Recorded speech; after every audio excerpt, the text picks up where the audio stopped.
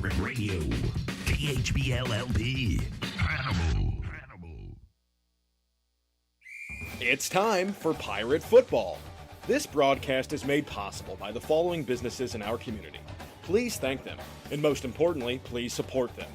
Crescent Jewelry, Blessing Health Hannibal, Steve Virel Raymond James, Frozen Sippies, F&M Bank, Hannibal Realty, Smith Funeral Home, Best Brush LLC, Alexic Family Insurance, Curl Harkin Holiday, and Vincent Financial Group. Enjoy the game. Go Pirates!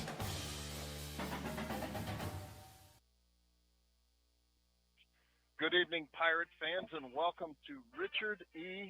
Fisher Memorial Stadium on the campus of Fulton High School. The Hannibal Pirates, for the third week in a row, are on the road. We've traveled 60 miles southwest to open up the conference. This is Mark Dowell. I've got Joe Thomas with me this evening. We'll talk this one over after this 2-minute break. You're listening to Hannibal Pirate Football on KHBL 96.9 FM.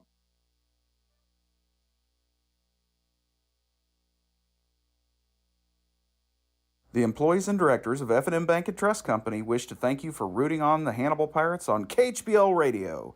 We hope you enjoy yourself as you cheer the Pirates on to victory. Since 1870, F&M Bank has been cheering on Hannibal. Look closely at each milestone in our community's history and you'll find F&M's steady and guiding hand right in the middle of it all. Join us as a customer and together we can be a part of Hannibal's future. F&M Bank and Trust Company, Hannibal's biggest fan. Go Pirates!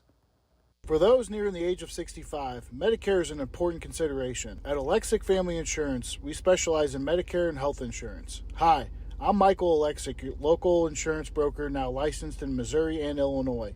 Whether it's Medicare, health, life, or supplemental insurance, we can provide dedicated services to you and your loved ones. Our phone number is 573-570-4476, or we can be reached at alexicfamilyinsurance.com. Alexic Family Insurance, protecting your future one plan at a time. Thinking about retiring? Let us help you prepare for your tomorrow. At Benson Financial Group, we help you establish goals aligned with your values. Our professionals will build you a plan so there will be a smart place to get your money when you need it. When tomorrow becomes real, make sure you enjoy it. Our advisors would be honored to guide you as you plan your future. Benson Financial Group, built on trust, dedicated to service. Smith Funeral Home and Chapel started in 1888, serving others as they would want to be served, with reverence, respect, and responsibility. Services are personalized and specific to each family. Smith Funeral Home and Chapel is proud to have provided over 130 years of service to the Hannibal community and the surrounding area. Brent Massey and staff wish the best of luck to the Hannibal High School Pirates. All right. Welcome back to Fulton High School, Pirates fans. Now I'm going to pause for our national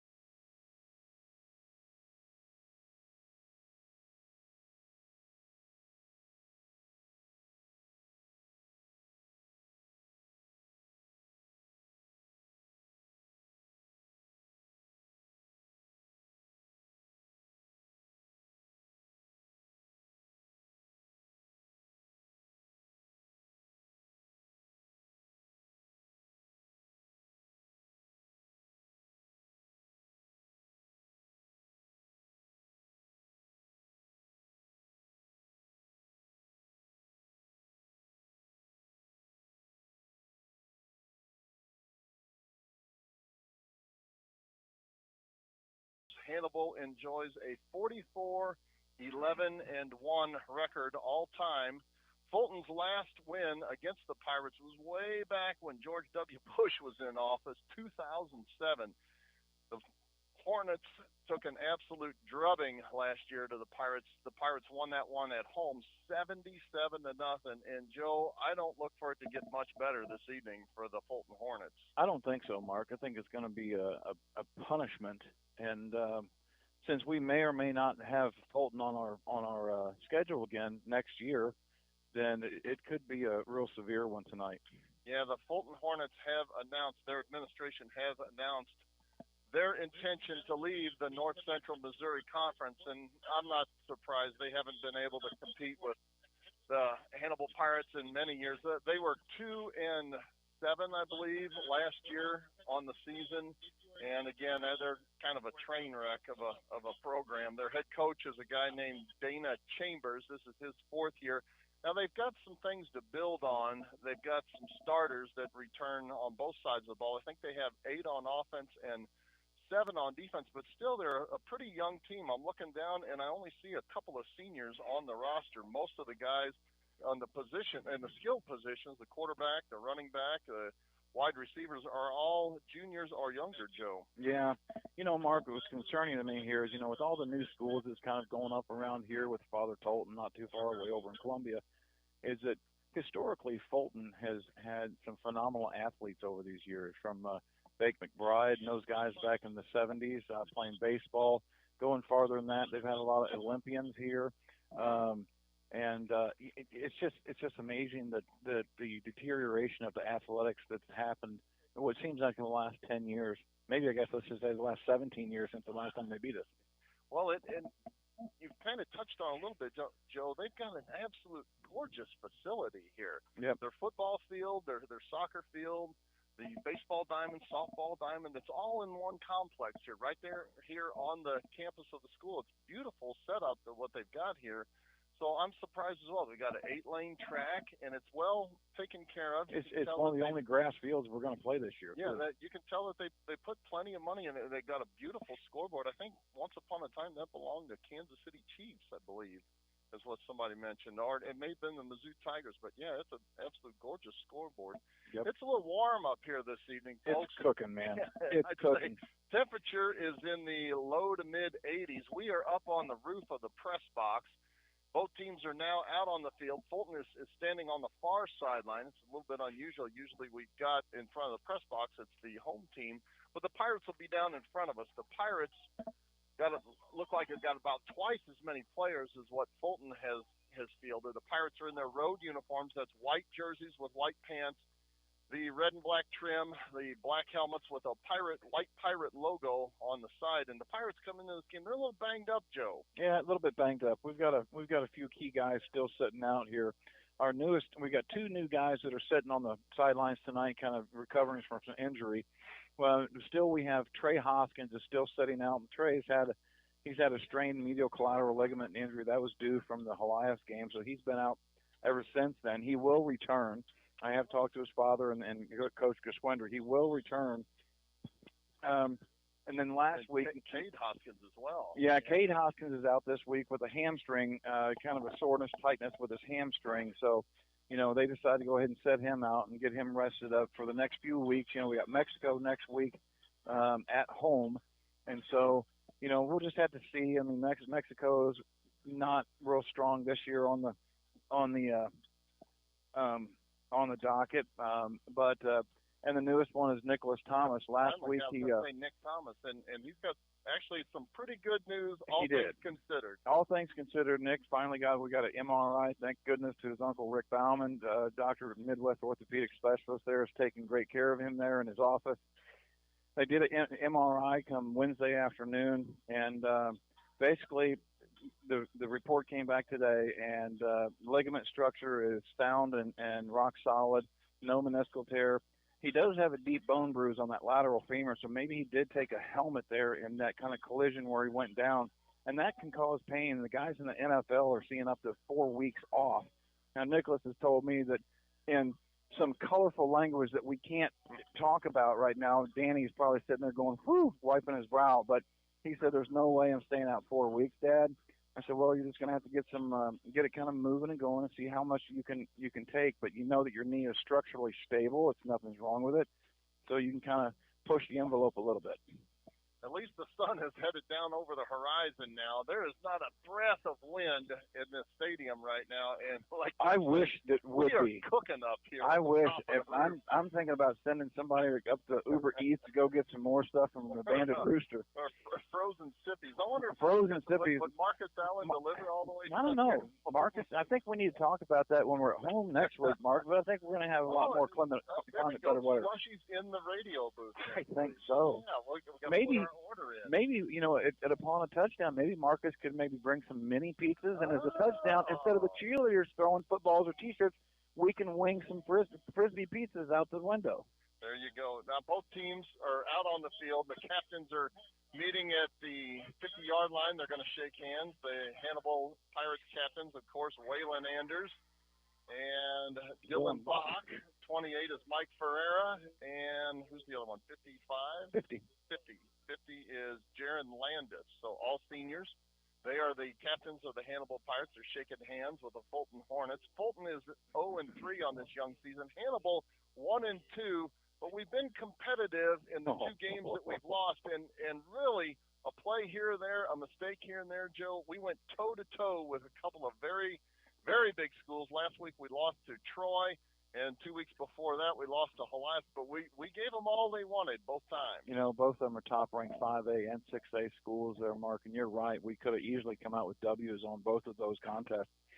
But, nonetheless, we came out with L's, but we've shown that we can hang with those big teams, and we can drive, and we can bring the ball up and down the field. They've got a young lady out there for the coin toss. She threw it up in the air and then dropped it.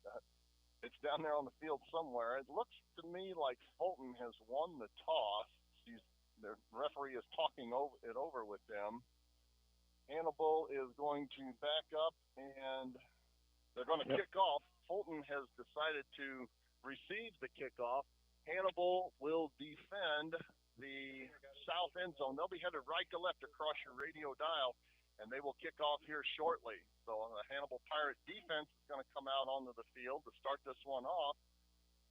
Fulton comes into this game again 0-3. Their quarterback is a young man by the name of Jaden Galbraith. Gabe the Philly is his main target as wide receiver, and Chris Pittman is their running back. I believe that the Philly led the team in touchdown receptions last year with just 4. And again, Galbraith came in as a backup. I think their starting quarterback got hurt last year, so he's got a little of experience under center for the Fulton Hornets. But, Joe, we talked about it on the way down here. There's a reason that Fulton is leaving the North Central Missouri Conference. Yeah, and there's a reason why they're getting away from Hannibal, from waking up on Saturday mornings feeling like I got a grade 3 concussion. They got hit by a semi. Yeah, they want no part of us anymore. So, like I said, I think I still fully expect probably to call the dogs off in the third quarter for us, but who knows what's going to happen in this game tonight. All right, Landon Essig takes the football from the official, spots it at the 40-yard line, just to our right. And the Fulton Hornets take the field back deep to receive. The opening kick is standing at his own 10-yard line is number 5. That's Gabe DePhilly. He's standing to the near side. There's the whistle. And Essex steps into this one. It's a low kick, bouncing. Bounces up in the air, taken at the 20-yard line, out to the 25, reversing his field, and all the way out to the 30-yard line is Gabe DePhilly, and that's where the Fulton Hornets will take over 1st and 10 from their own 30-yard line. Yeah, and a nice downfield tackle by King James. Yep, you know what? Before this even started, I almost put a $5 wager down there on King James. I didn't think it was 1-to-1 odds on that because he was always there. No, I wouldn't. James actually lined up on the D line. Normally he plays linebacker, but he is in. He's going to be shifting over here as defensive end is what he's going to be playing here. End. All right, on 1st and 10, Galbraith comes set out of the pistol formation. Man comes in motion from left to right. Deep handoff. And lucky to get back to the line of scrimmage. Aiden Scott in there primarily on that tackle, helped by Kason McAfee. Is Gunnar Holt, and he'll get maybe a yard on that carry. It'll be 2nd down and 9. Actually, they spot him. They gave him a really generous spot. They really did. Yeah. I thought he was. I think they marked him where his helmet landed. I'll give him 2 yards on that, and that was generous, folks. All right, 2nd down and 8 now, just underway here. No score, and Fulton's got the ball. Galbraith comes set, pistol formation, takes a snap, deep handoff to Pittman, straight ahead, and no gain on the play. It'll be 3rd down and 8. He ran right into the teeth of the Hannibal Pirate defense. Yeah, James Wetton and Landis right there together, teamed up. Had some trouble stopping the run last week on the road at Troy, and you know that Fulton had to see that on film, but so far so good for the Pirate defense. 3rd down and 8 now, and Galbraith comes into the huddle. They seem to be content, and I would be too, to take absolutely every possible second off the clock. Now they'll break the huddle with 15 seconds left on the play clock, and Jaden Galbraith out of the pistol formation, single receiver to the near side, twins to the far side. On 3rd down and 8, Galbraith takes the handoff. Ball. It's a fumble. Ball's on the field. I think James has got it. James Wetton's got that ball. Yep, the Pirates have got 3 different Pirates came up with it, but James Wetton comes out at the bottom of the pile with the football, and the Pirates are in business 1st and 10 at their 30-yard line. James Wetton was Johnny on the spot. He's got a nose for the football. He sure does. And he made a recovery there. 1st and 10 now for the Pirates. Deep in Fulton Hornet territory. They're going to spot it at the 31-yard line. Waylon Anders trots out onto the field and comes into the huddle. From the 31-yard line, 3 receivers come set to the near side. Pistol formation, Ferreira the deep setback behind Anders. Handoff is to Ferreira. He's off right tackle. Look out, he's got room to run. He's into the secondary. To the 20, to the 15, to the 10, to the 5. Untouched, into the end zone. Touchdown, Pirates.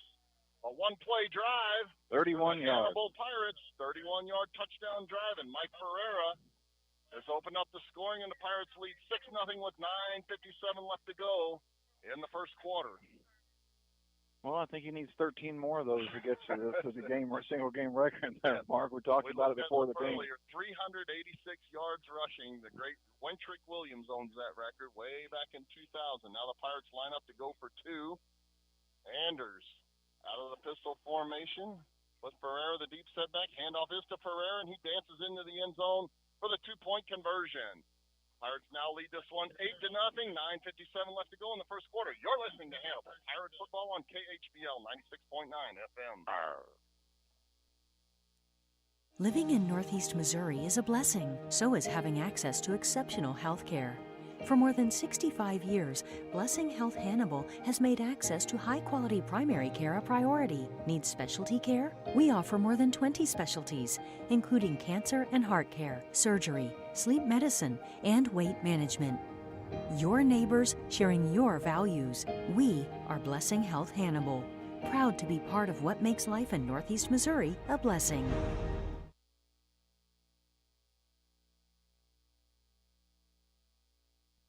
Welcome back to Fulton Pirate fans. Alex Myers sitting next to me. Tell us about that very short Hannibal Pirate touchdown drive. Short and simple. 1 play, 31 yards, 15 seconds. Mike Ferreira takes it all the way to the house and makes it an early 8-0 lead for Hannibal.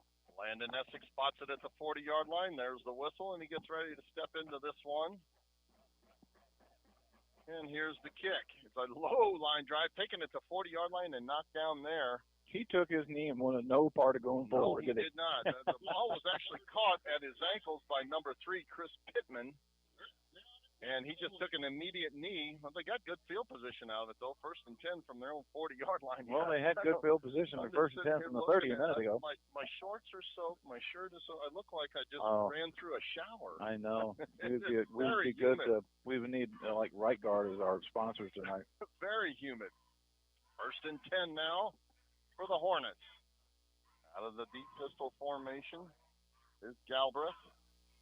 The lone setback is Pittman behind him. High snap. He pitches the ball to Pittman on the end around to the short side of the field, and he'll get maybe a yard on that carry across the 40 to the, we'll give him the 42-yard line. It'll be 2nd down and 8 from there.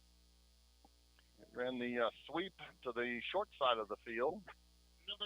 Picked up a couple of yards.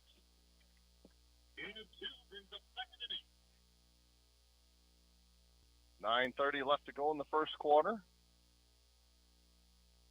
And the Fulton Hornets break the huddle. Twin receivers bounce out wide to the near side. Single tight end set to the near side.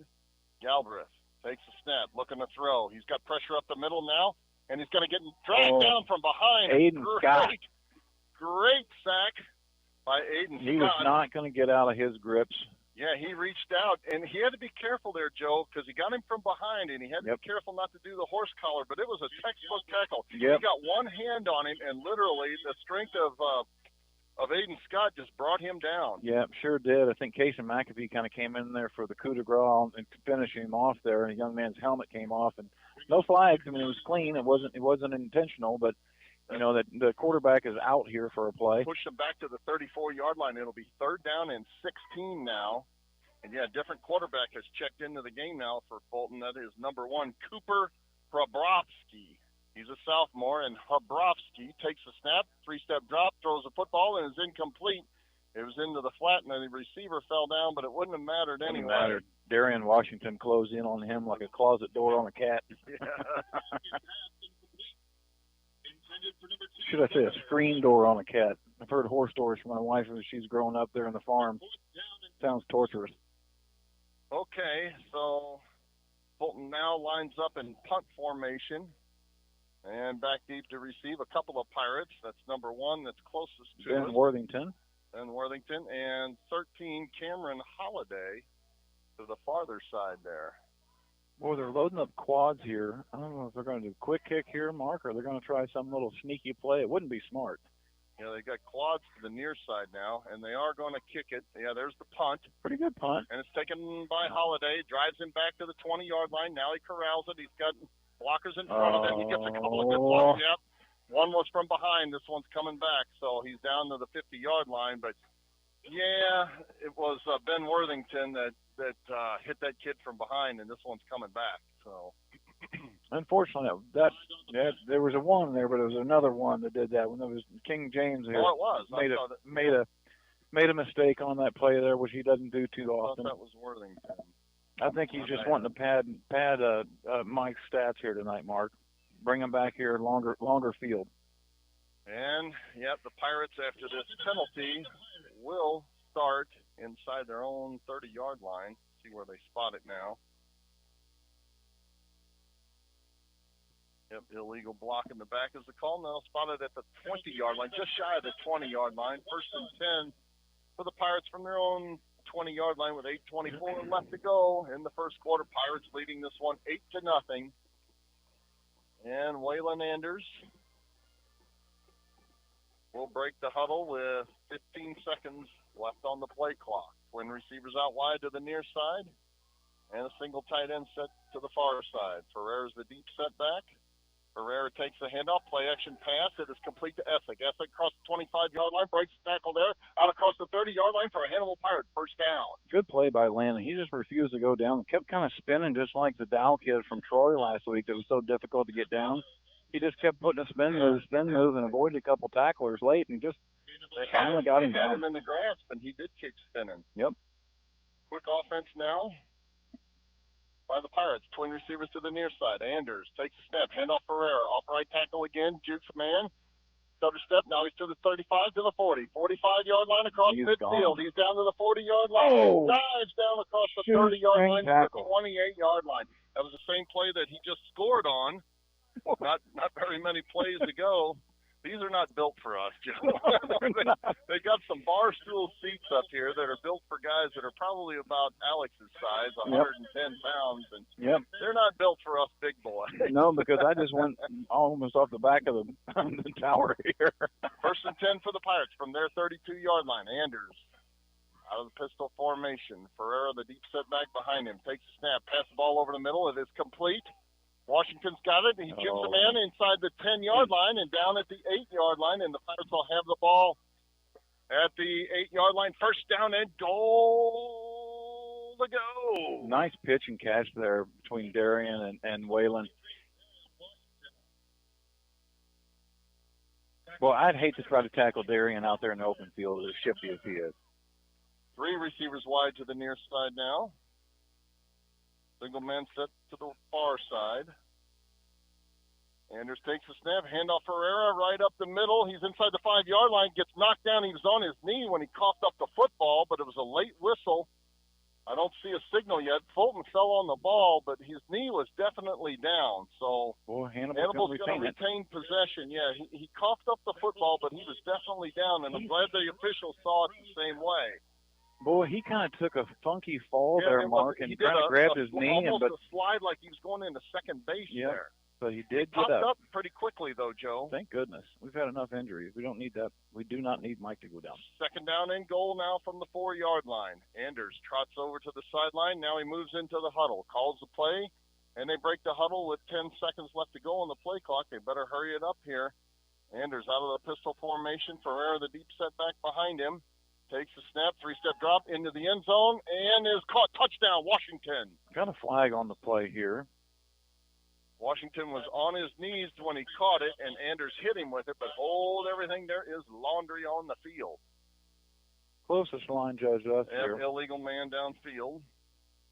Ineligible receiver downfield. Somebody left a little early. And that'll back up the Pirates, so take that touchdown off the board.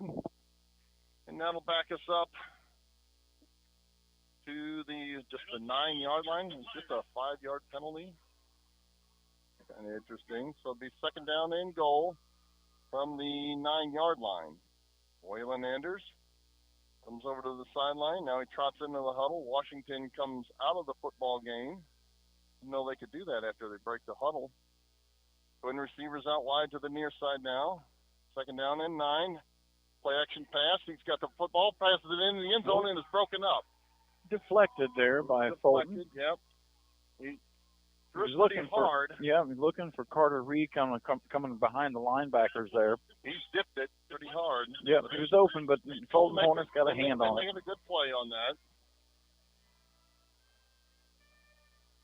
And that'll make it third and goal from the 8-yard line.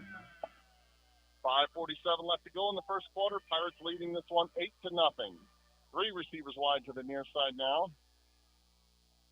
Ferrara, the lone setback, he'll take the handoff, jukes a man. He's inside the 5-yard line and dives. He's very shy of the first down. He's about a yard shy. We'll give him 2 yards shy of the goal line. I bet they go for it. He needed 8 yards. Yeah, I'm betting they'll go for it. Yeah, 4th down and goal from the 2. Ferreira didn't quite make it. That was all Mike, too. Yeah, sure was. He was refusing to go down. Times. Not so sure I'm looking for the quarterback keeper this time, I think, Joe. Anders breaks the huddle. Ferreira is standing next to him on his right side now. And the handoff is to Ferreira, and into the end zone he goes. Touchdown. Oh, my gosh. Well, we do have a flag on the opposite side of the field, Mark. Oh, now we got another late one. Came in. There's Mike, laundry flying all over the place. Mike must have said something to that official because he looked at Mike, and Mike was the only one next to the official. That flag immediately went up in the air. I'm not sure what it was, but we're going to find out. But Mike ran. Backing up. He literally ran that kid over. It's a false start by the Pirates, and then a dead ball, unsportsmanlike conduct against the Pirates. So, yeah.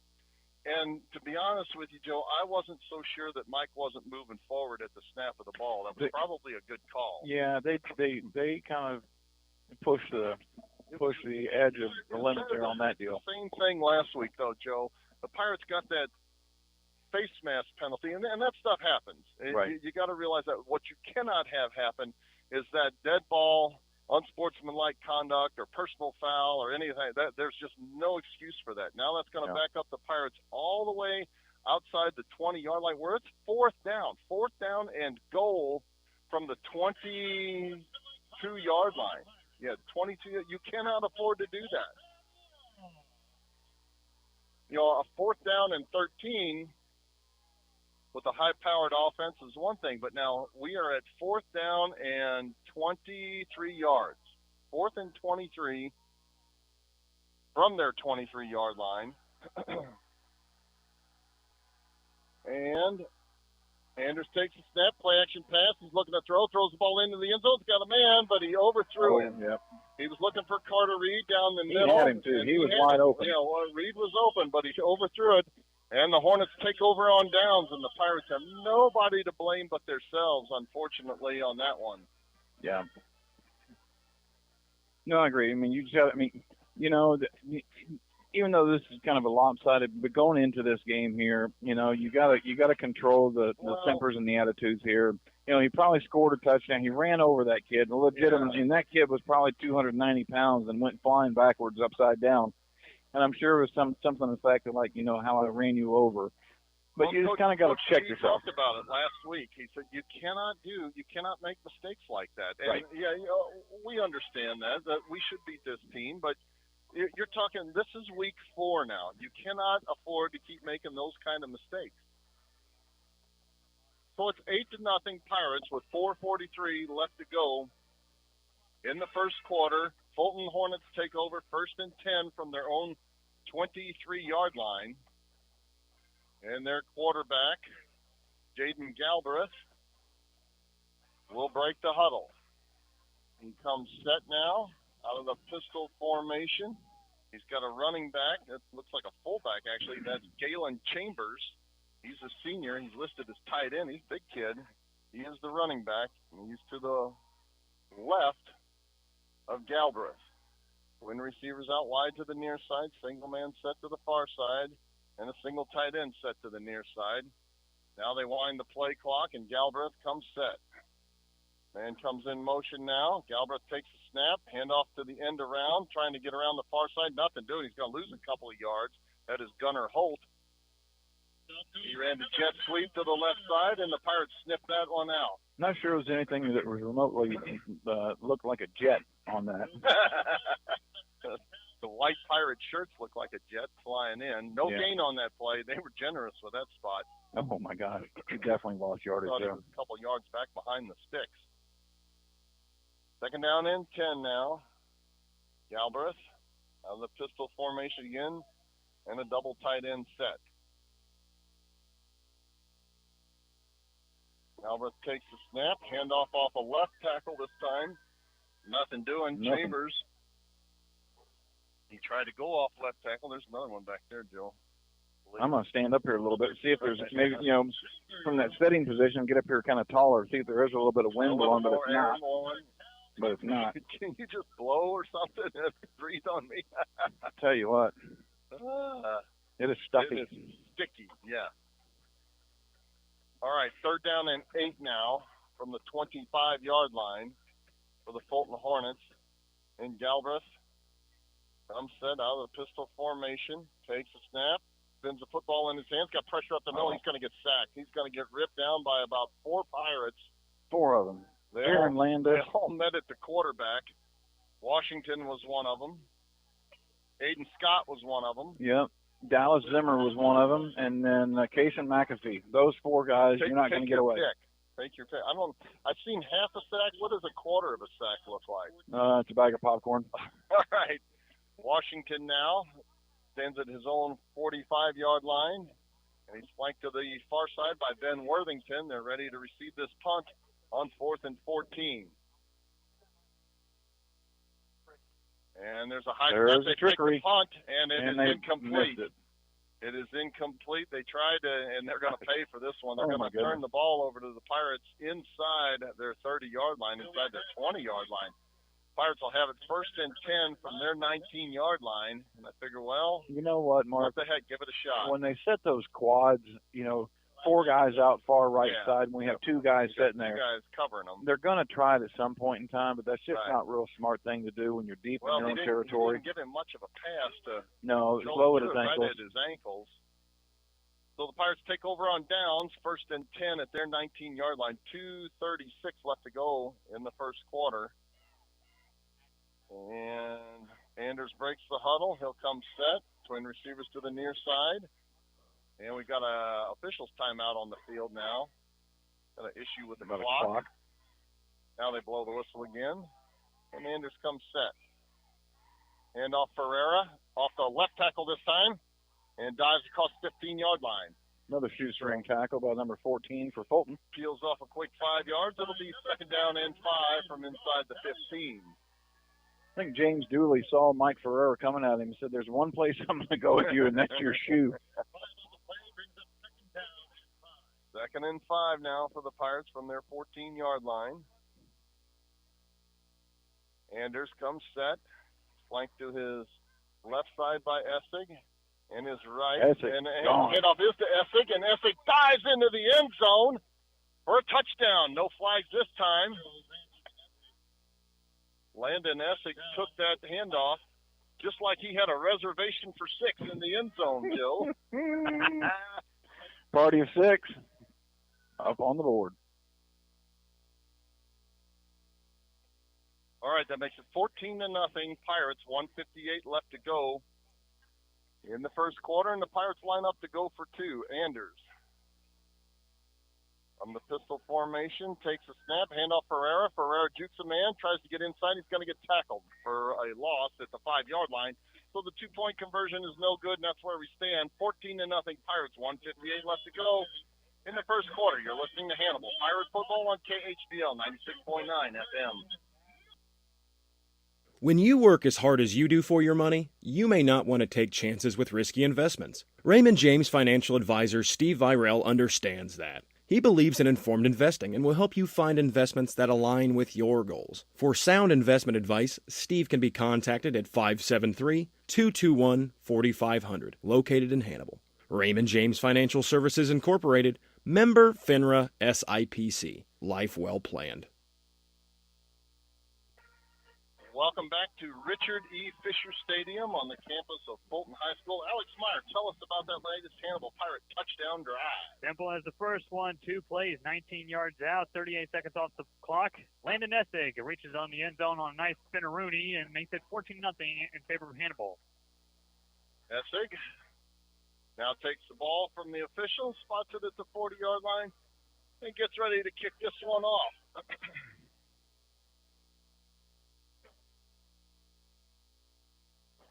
Standing closest to us is Gabe DePhilly. He's at his own 7-yard line.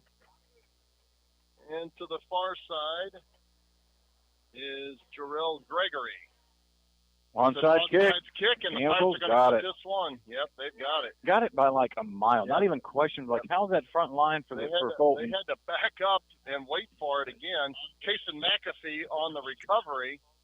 I was waiting for that. That's, 4 times that the Pirates have done it, and once in each of their games, I believe, so far, Joe. Yeah. And it's worked every time. Hey, did we have it work one time, and then we had one whiff during the Elias game? Well, yeah, I think that was correct. Yep. And last week, unfortunately, it worked to perfection against Troy, and we weren't able to do anything with it. We turned it over on downs at like their 28-yard line. That was a big one, too. Okay. Pirates take over now. 1st and 10 from their 48-yard line. 3 receivers out wide to the near side. Anders takes a snap. Handoff Ferreira off of right tackle. Breaks tackle in the secondary. Is across the 40-yard line. Pickup of 9 on that carry. It'll be 2nd down and 1. And for 28, Michael Ferreira. Tackle made by number 3, Chris Pittman. Oh, I think I got to stand up, too. Maybe the air is thinner up here. I don't know. 2nd down and a yard. And Ferreira, the deep setback again. Twin receivers out wide each side of the field. Washington goes in motion from left to right. Handoff Ferreira off a right tackle. Again, he's got a 1st down, spin move, breaks a tackle. Down inside the 45, or to the 35-yard line.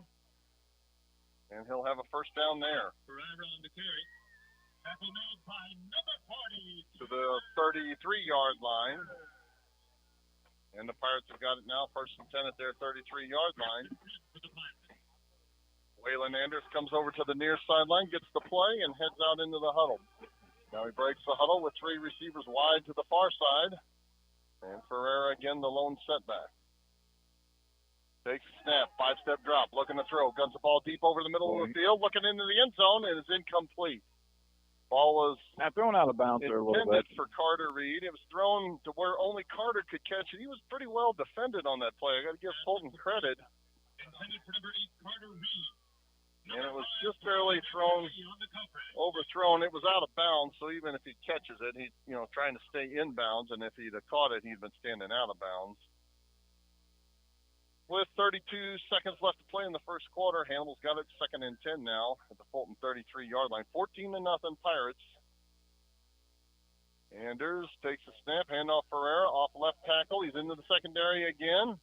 Stiff arms a man at the 22, reverses his field, still on his feet, and finally steps out of bounds along the near sideline. I thought he was going to get out of that little twisted knot that he was in down there. It looked like it. He did a spin move at the 22 and looked like he was going to break it free to the far side, but they hemmed him in. So they're going to spot it at the 25 where he stepped out. It's on 3rd and 2. 3rd and 2. The short 2. Yep, from their 25-yard line. You got only 24 seconds here left in the first quarter. Clock is stopped. Mike did get out of bounds. 3 receivers wide to the far side now. Anders takes a snap, handoff Ferreira. He's met at the line of scrimmage and dumped. No nice gain. Open field tackle. I'm going to call this 4th and 2. Yeah, there was no gain on that play. That's the first time they shut him down tonight, and that will probably be the last play of the first quarter. Clock down inside 10 seconds now, and the Pirates are content to let it run out. So with our score, Hannibal 14, Fulton nothing. End of the first quarter. You're listening to Hannibal Pirate Football on KHBL 96.9 FM. Howdy, Pirate football fans. It's Alex Dalla here with Best Brush LLC, your local one-stop shop for all of your painting and pressure washing needs. Whether it's commercial or residential, from exterior to interior, on jobs big or small, we've got the experience and the equipment to tackle it all. Best Brush LLC can be contacted at 573-248-7704 for a no-obligation quote, or found on Facebook, and we promise to always place our best brush forward. The law firm of Curl, Hark, and Holiday is proud to sponsor Hannibal High Football. They're a general trial practice law firm meeting your needs and exceeding your expectations in matters including family law, bankruptcy, and serious personal injuries. Choosing the right attorney is important. Curl, Hark, and Holiday will provide experience, integrity, loyalty, and dedication. The law firm of Curl, Hark, and Holiday, located at 999 Broadway, downtown Hannibal.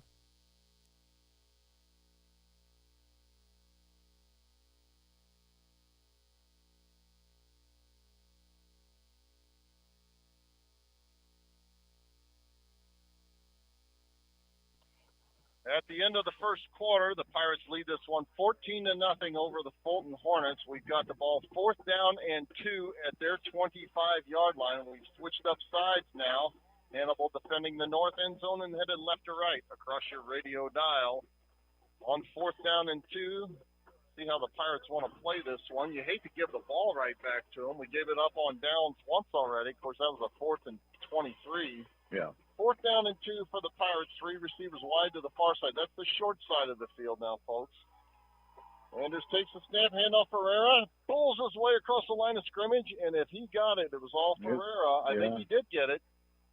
They're going to spot him about a half a yard past They're the calling sticks. First down. Yep, first down. He got met at the line of scrimmage, and the Ferrari just rammed right through that roadblock. You're right, Mark. I mean, he got it by about 2 steps. First and 10 for the Pirates from the Fulton 22-yard line. Washington in the backfield now. And there's a pass play to the far sideline. Now he tucks it in. He's going to run flag on the play as Anders runs out of bounds on the far side after a very short game. But hold everything there is laundry on the field. Usually that type of a flag coming in there is synonymous with a holding. Yeah. That has holding written all over it. Oh, ineligible man downfield again. Yeah. So I think they were trying to set up a screen pass, and the Pirates didn't quite release. Well, they released all right. They released downfield. And Anders, for whatever reason, decided not to throw the football, and that would be a 5-yard penalty against the Pirates. The 1st and 15 now from the Fulton Hornet 28-yard line. Geschwinder's out here talking to the side ref here. Now he's going to meet with the headline official. He wants an explanation. And the official's talking to the white hat. Now we got a big powwow right out in front. 3 of the 5 officials in here now. We've got a big powwow right out in front of Coach G. He wants an explanation.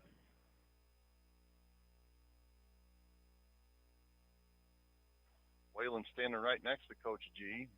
Now they're still trying to sort this out. I think they're trying to sort out where the ball is supposed to be. They're waving it off. Now they're waving it off. I think what they've done, Mark, is that Well, all the refs declared report in, and one of the officials did not. Yeah, know. and said, "Wait a minute, we reported in." Yeah, it's exactly what it was. He pled his case, so that he actually got a gain on that, a short gain.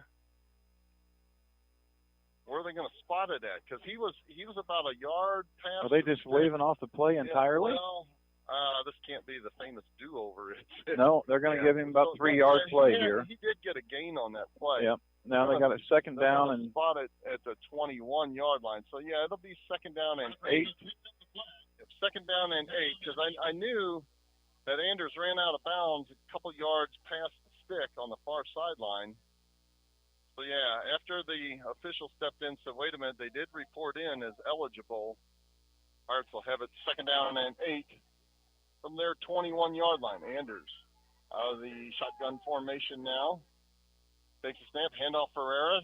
He stutter steps at the line of scrimmage. Now he bowls over a couple of guys.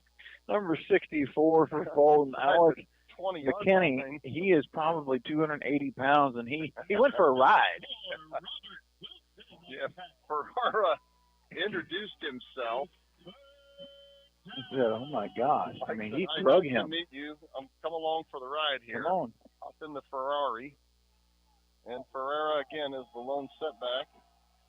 On third down, there's pass play. It is complete. And that Darian? Dragging a tackler across 15-yard line is Darian Washington. Move the chain. And that moves the chain. Very efficient looking there. Play on third down and 8. And the Pirates now have it first down.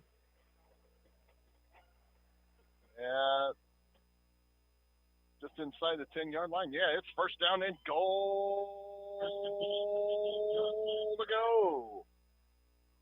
Anders under center this time with a split backfield behind him. Takes a snap. Cross-buck play. Hands the ball to Ferreira. He dives for the end zone. Now he fumbles the football.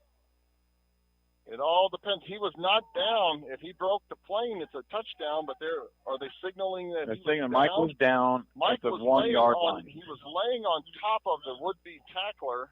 Oh.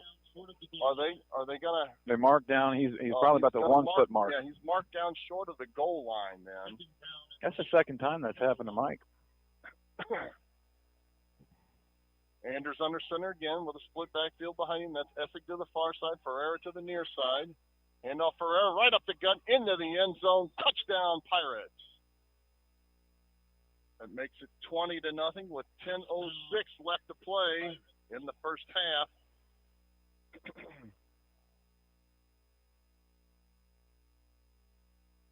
And the Pirates are going to line up to go for 2 again.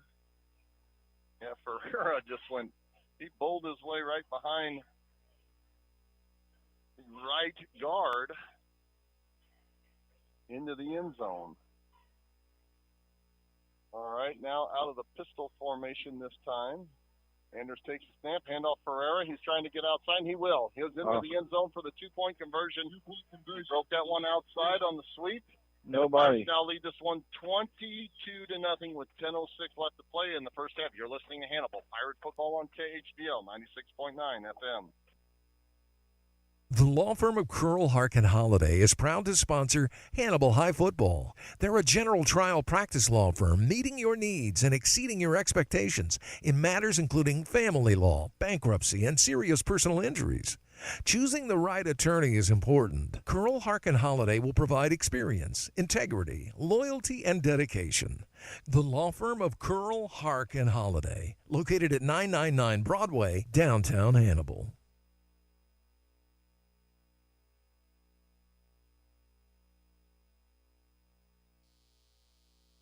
Welcome back to Fulton Pirates fans. Pirates now lead this one 22-0. Alex Myers, tell us about that last Hannibal Pirates touchdown drive. Methodical drive, 11 plays, 48 yards, 3 minutes and 49 seconds. Mike Ferreira hits into the end zone for a second touchdown, and the Pirates take advantage of that onside kick.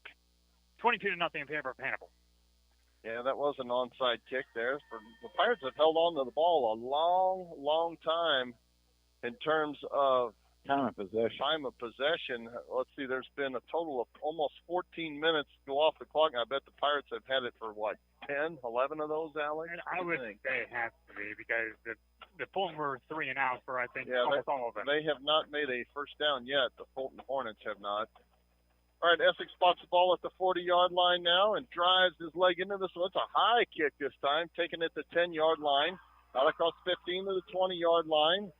Out to the 30-yard line now, and finally knocked down at the 25. They pushed him back a few yards. I thought his knee went down at the 10-yard line, actually, there, Joe. I believe it was really close. Really, really close.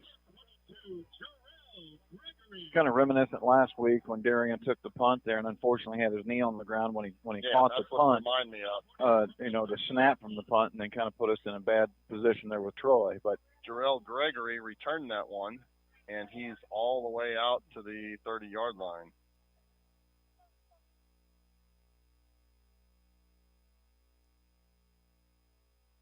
All right, 1st and 10 now for Fulton from the 31-yard line.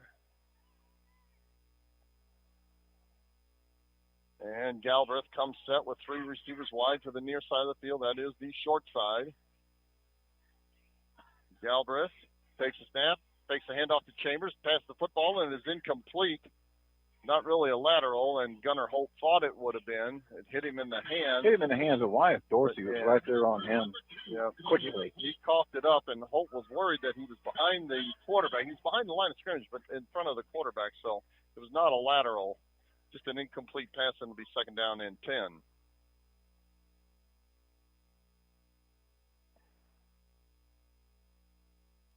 Second down and 10 now for Fulton. They break the huddle with 14 seconds on the play clock, and Galbraith comes set out of pistol formation.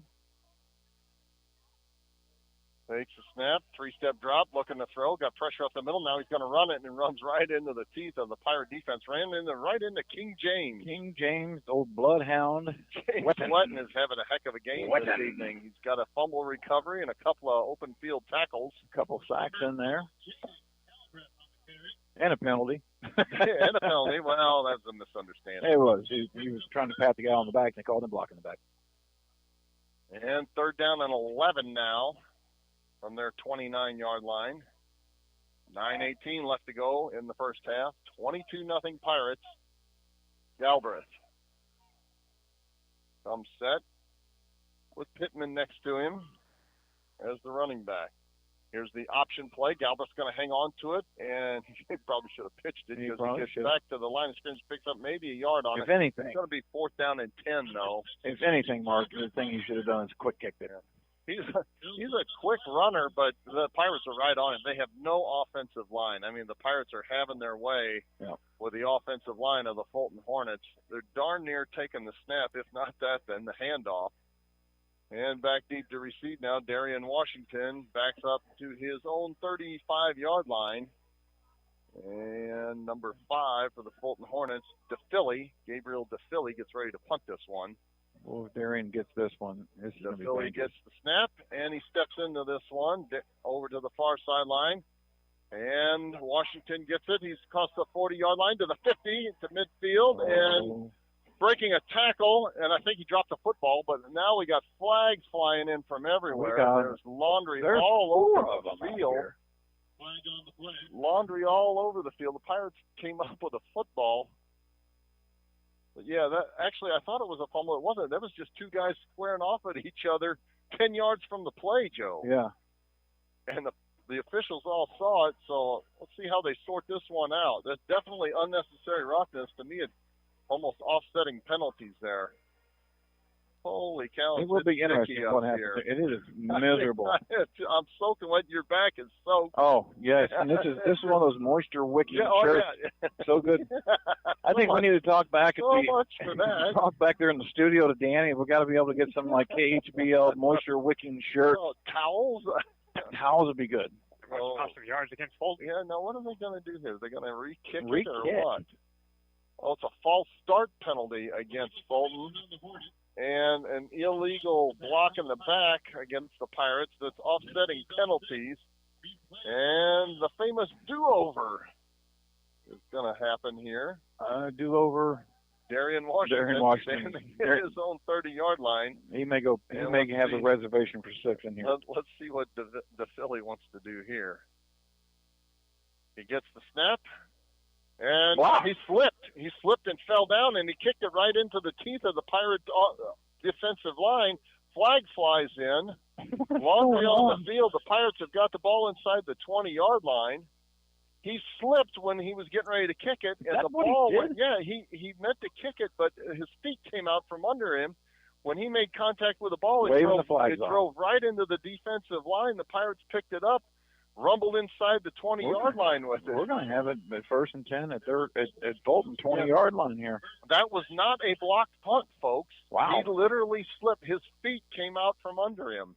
He's not going to have a good day in school on Monday. He was on his back when he was still trying to punt that football. He punted it right into the defensive line. The Pirates, I didn't see who picked it up, but they rumbled to the 21-yard line. The Pirates will take over there 1st and 10 at their 21, leading this one 22-0 with just under 8 minutes left to play in the half. All right. Anders breaks the huddle. He'll come set. He's got Essick to his left side and Ferreira to his right side. That's a fumble now. Ferreira picks it up, and he's going to get something out of this. He's going to get 8 yards. 6 yards. 6 yards on his own. The ball hit quarterback Waylon Anders in the side. It went down on the ground, and Ferreira had presence of mind to pick it up. And Ferreira rumbles down for they'll give him 5 yards on that carry. It's a terrible mark, but yeah, I mean, what he did was outstanding. They should have lost yards, if not the ball. Yeah. The Pirates a little sloppy with the football here this evening. 2nd down and 5 now. Anders takes a snap, fakes the handoff, play action pass over the middle, looking for a man. It is incomplete. Intended for Essick. Yep, Essick was open. He threw it a little bit too far in front of him. He led him just a little bit too far. And it was kind of funny when the ball was on the ground. The kid shoved Essick from behind. I'm kind of surprised they didn't call that. There was really no need to push him down. Ball pass was clearly incomplete. Well, that's going to make it 3rd down and 5 now. From the, we'll call it the 16-yard line. 3rd and 5 from the 16 for the Pirates. 3 receivers wide to the far side. Ferreira the lone setback. Washington comes in motion. Handoff Ferreira, right side. Stiff arms a man at the line of scrimmage. And gets maybe a yard on that carry. It's going to be 4th down and 2. Give him about 3 according to the sideline judge over there. Good spot there. Now we got a timeout on the field. It's an official's timeout. I think they were trying to figure out, they give him 2 yards. It'll be 4th down and 2, we'll call it. 4th and 2. Inside the 15, we'll call it the 13-yard line. 4th and 2 from the 13-yard line. And the Pirates line up to go for it. Twin receivers to the near side. Single tight end set. Anders takes a snap, spins the football in his hand, lets it fly, passes complete. Aiden Scott's got it inside the 10-yard line. The Pirates will have it at the 9. 1st down and goal to go.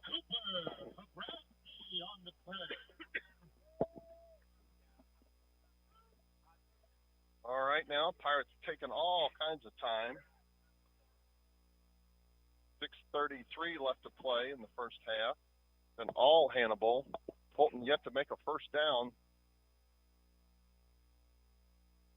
Waylon Anders trots out onto the field. That's Ferreira that's limping along the near sideline. Yeah, Mike Ferreira is limping along the near sideline. Landon Essick is the lone setback. Handoff is to Essick. He stutter steps at the line of scrimmage, breaks into the secondary, and dives into the end zone. He went in. He's already had reservations. Where in the world are they going to spot the football? Oh, yeah, all right. Yeah, I'm telling you. He took the football and said, "Excuse me, Essig, reservation for 6 in the end zone." And the Pirates now lead this one 28-0. And they're lining up to go for two. 3 receivers wide to the far side. Essick is the lone setback. Here's a pass play over the middle, and it is complete to Washington. Or that's Scott. Aiden Scott's got it. Yep, 25, not 23. Well, Aiden Scott's got a couple of receptions. 2-point conversion makes it 30-0 Pirates with 6:06 left to go in the first half. You're listening to Hannibal Pirate Football on KHBL 96.9 FM. This is Marcus Allen, the owner of Frozen Sippies at 108 North Main Street in historic downtown Hannibal. Open Tuesday through Sunday, Frozen Sippies offers a family-friendly atmosphere with frozen slushies for all ages. We're proud to carry Papa Murphy's Pizza for dine-in or carry-out. We have pool tables, dartboards, plenty of space to host private events, including bridal showers, birthday parties, and more. Phone number is 573-603-1113. Frozen Sippies, bringing a taste of paradise to your hometown.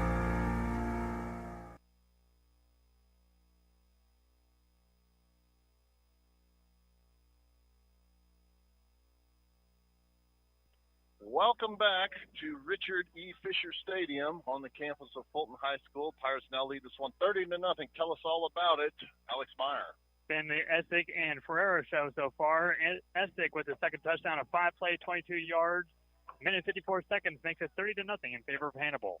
So if Ferreira is a Ferrari, we compare him to a Ferrari. What would Essick be? An Edsel? No, he's a little better than that. I think he's a smaller version of a Ferrari. I would call him like a Lotus. Oh, okay. All right. Here's the kick by Essick. Now it's a nice one. It's going to sail into the end zone for a touchback. He's like the Lotus Esprit of like the early 90s, late 80s, kind of a little shifty, quick sports car. That was the first touchback of the season for the Hannibal Pirates, actually, that I can recall. Kickoff goes to the end zone for a touchback. So again, 30-0 Pirates. 6:03 left to go in the first half, and the Pirates are 5 points away from the running clock, which wouldn't start until after halftime. But just got a note here from Clint Graham. I asked him to come up and talk with us at halftime, maybe explain everything we've heard about the conference, and he said he's not going to be able to do that. He said they've got a meeting in a couple of weeks to talk about everything as a conference, and he said, I just don't want to comment anything at this time till after that meeting. So there's lots of rumors going around, who's leaving, who's staying, what are we going to do, are we going to be independent, and I don't think he knows yet, so he said I'll just defer for a couple of weeks, and I'm sure we'll get him on the radio here at some point. All right, Fulton's got it now, 1st and 10 from their own 20-yard line after that touchback.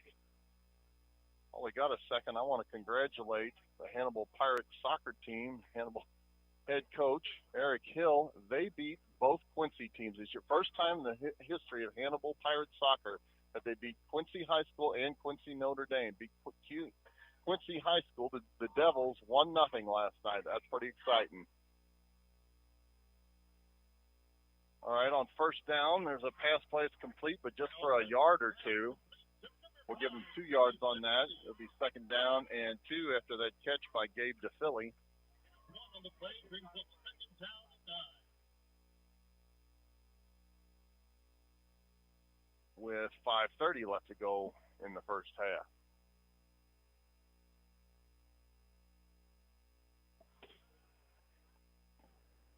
Jaden Galbraith breaks the huddle, and he will come set out of the pistol formation again. Long snap count. He takes it. Now he's looking to throw. He's got pressure up the middle. He's going to get sacked again. That's the 4th of the evening by the Pirates. Is that the 4th of the second quarter? Yeah, 4th of the second quarter. That time it was number 55 of the Hannibal Pirates. That is Jonathan Green. Jonathan Green on that sack. Number 55. So he gets in on the action. Senior Jonathan Green. Playing both sides of the football, too. That's going to make it 3rd down and 11 from the 19-yard line for the Hornets. Oh, they got a side-by-side down there. Wonder if they're planning to put it in the huddle, Joe. I don't think it'd get any yardage. All right, Galbraith takes the snap, 5-step drop. He's got pressure up the middle. He lets it fly. Pass is complete. Oh, what a hit over the middle. that time. There was a late, like everybody's going back to the huddle, and Ben Worthing. are they going to call laid him targeting out. with What Ben? are they That was gonna- the cleanest hit you could possibly There's have. no way that was targeting. The pass was complete over the middle. Young man jumped way up in the air to get it. Yeah. Ben Worthington came in and made a great He hit hit him on in him. the side. He didn't hit him in the back. Did He not didn't hit him lead. in the helmet. Did not lead Did with not his lead helmet with either. his helmet. It was a textbook tackle. He hit him hard. There's no question about that. He hit him hard. Are they going to call this an I think they're going to try to call this a targeting. targeting? Let's see. Personal foul against the Pirates. Oh, that is a bad call. There. that's a cheap call. Yeah, that's unfortunate. He hit him hard. There's no question That was about a clean that. play. It looked like they call that a defenseless receiver. I mean, he was up high. He had to jump to catch the football. I don't know about that. Yeah, that'll be Fulton's initial first down of the game. It comes with 4:22 left to go in the second quarter. Geschwender was getting the explanation from the ref, and he just flagged him off like he was a gnat. He's like, I don't want to hear it. That's trash. Go away. Oh, that was a terrible call. Like I said, he laid him out. He hit him hard, but if that's not legal, then we're in rough shape. All right, there's a play up the middle and a first down this time. They went up the middle with Chris Pittman, and he's crossed 50-yard line into Pirate territory all the way down to the 45. Yeah, he went right up the gut this time against the Pirate defense. And they've got a 1st and 10 now at the Pirate 45-yard line. First time they've been in Pirate territory this evening.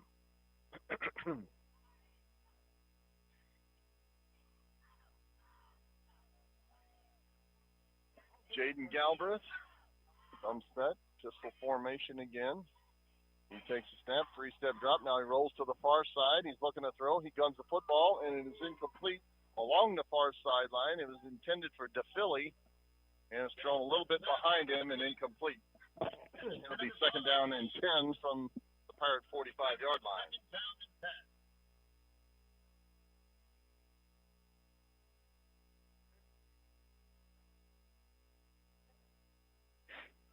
Yeah, the pass was behind DePhilly that time. Jaden Galbraith, when he does throw the ball, decide to throw it, he is running for his life.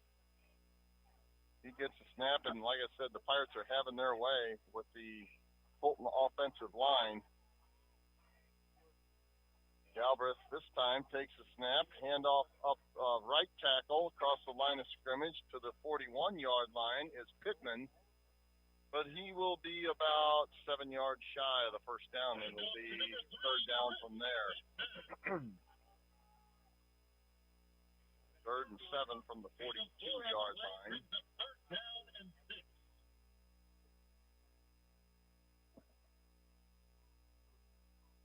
Galbraith breaks the huddle, and twin receivers bounce out wide to the far side. Pittman is the lone tailback with Galbraith. DePhilly comes in motion now on the end around. He takes the direct snap, and DePhilly is across the 40-yard line, but he is knocked down shy of the first down. It'll be 4th down for the Fulton Hornets. They're definitely in 4-down territory, though. No sense in punting it. They're on Hannibal Pirate 38-yard line.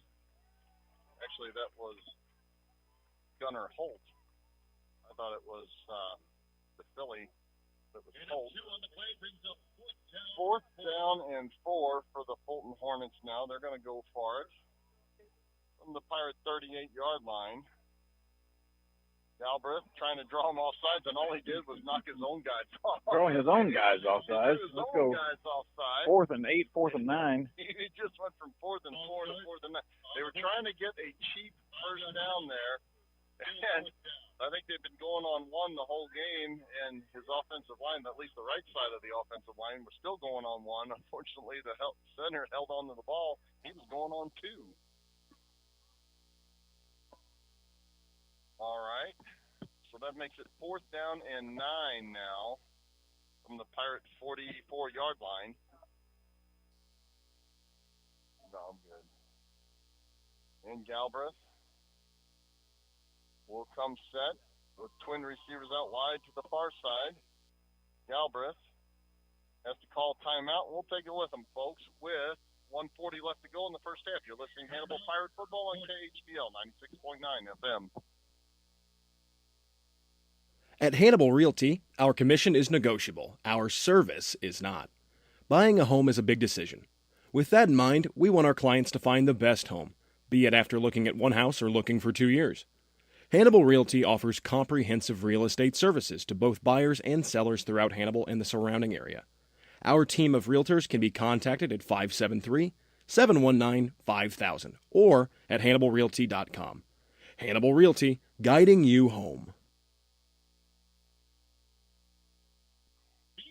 Welcome back to Fulton Pirates fans. Pirates lead this one 30-0 in the first half. 1:40 left to go before halftime.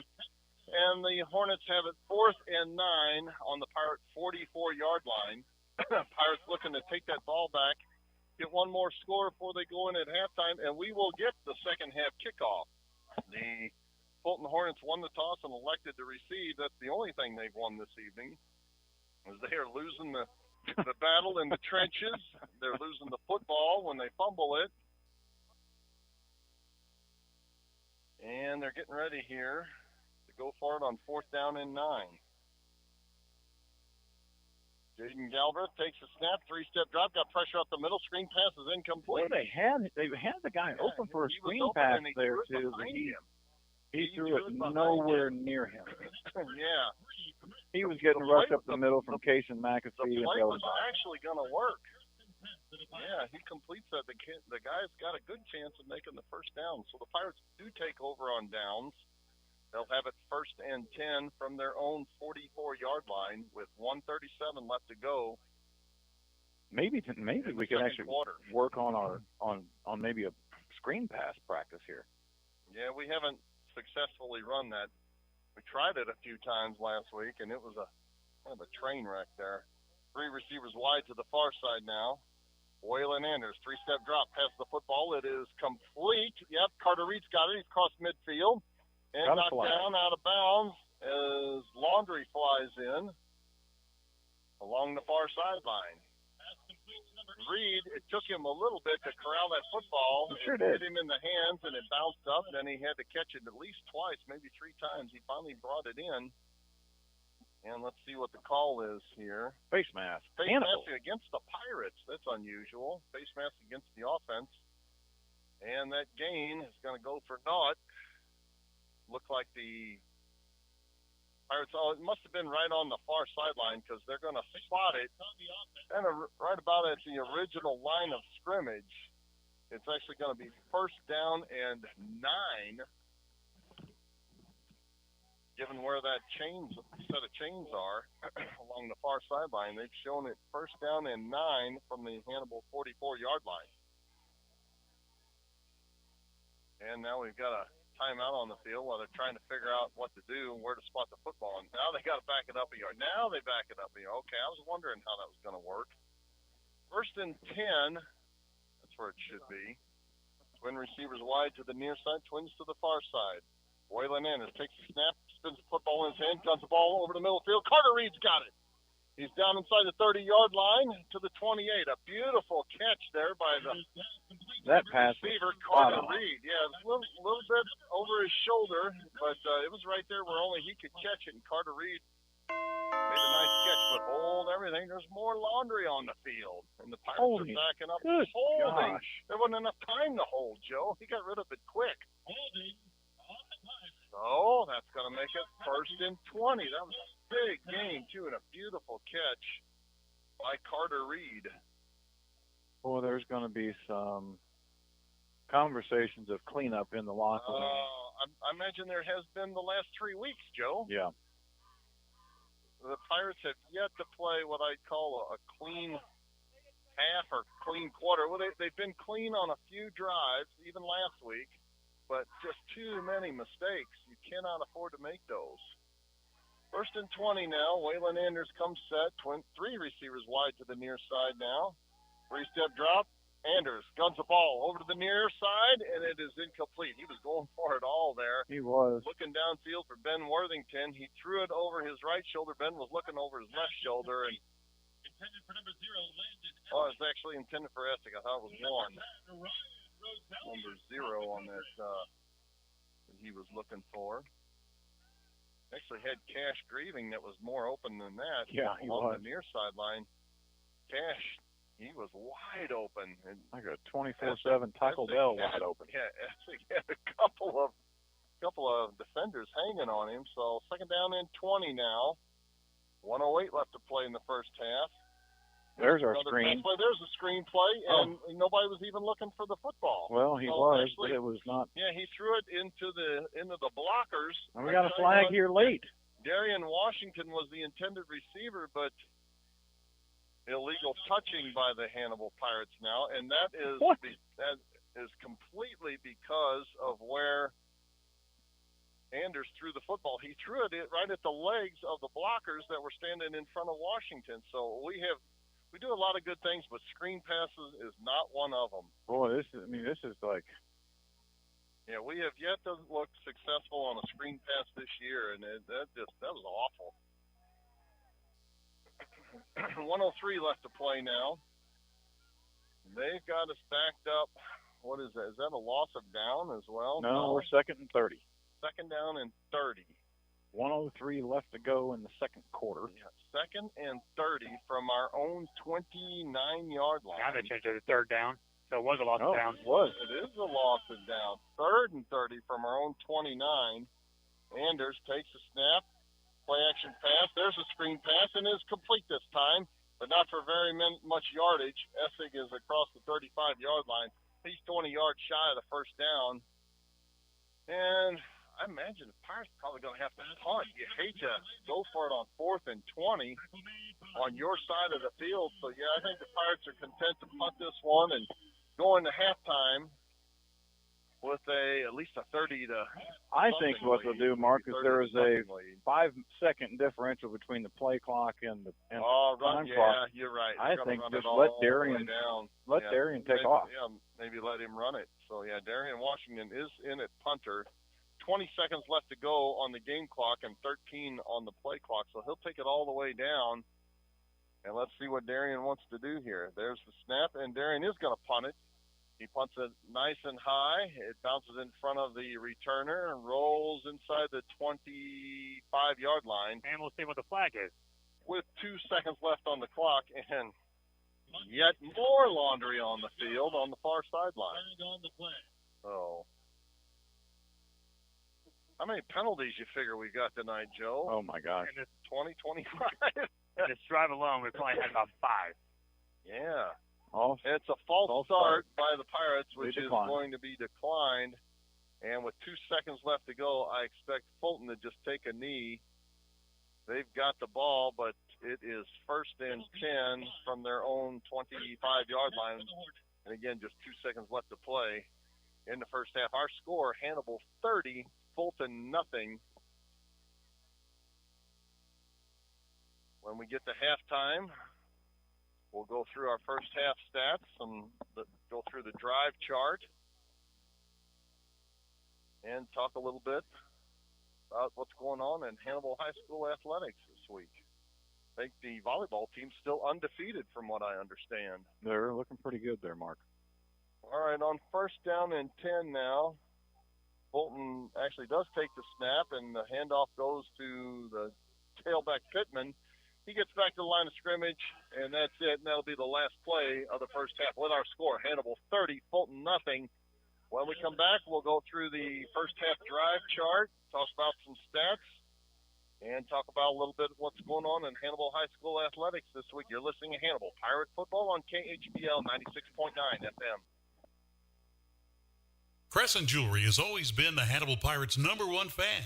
They know and appreciate the efforts and determination these young men must have to enjoy a successful season. Crescent Jewelry has used the same principles to run their business. Your local hometown jeweler for all your jewelry needs is Crescent Jewelers.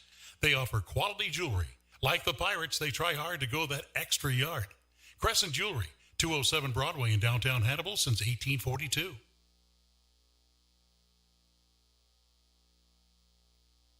The employees and directors of F&M Bank and Trust Company wish to thank you for rooting on the Hannibal Pirates on KHBL Radio.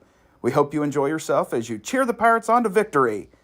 Since 1870, F&M Bank has been cheering on Hannibal. Look closely at each milestone in our community's history and you'll find F&M's steady and guiding hand right in the middle of it all. Join us as a customer and together we can be a part of Hannibal's future. F&M Bank and Trust Company, Hannibal's biggest fan. Go Pirates!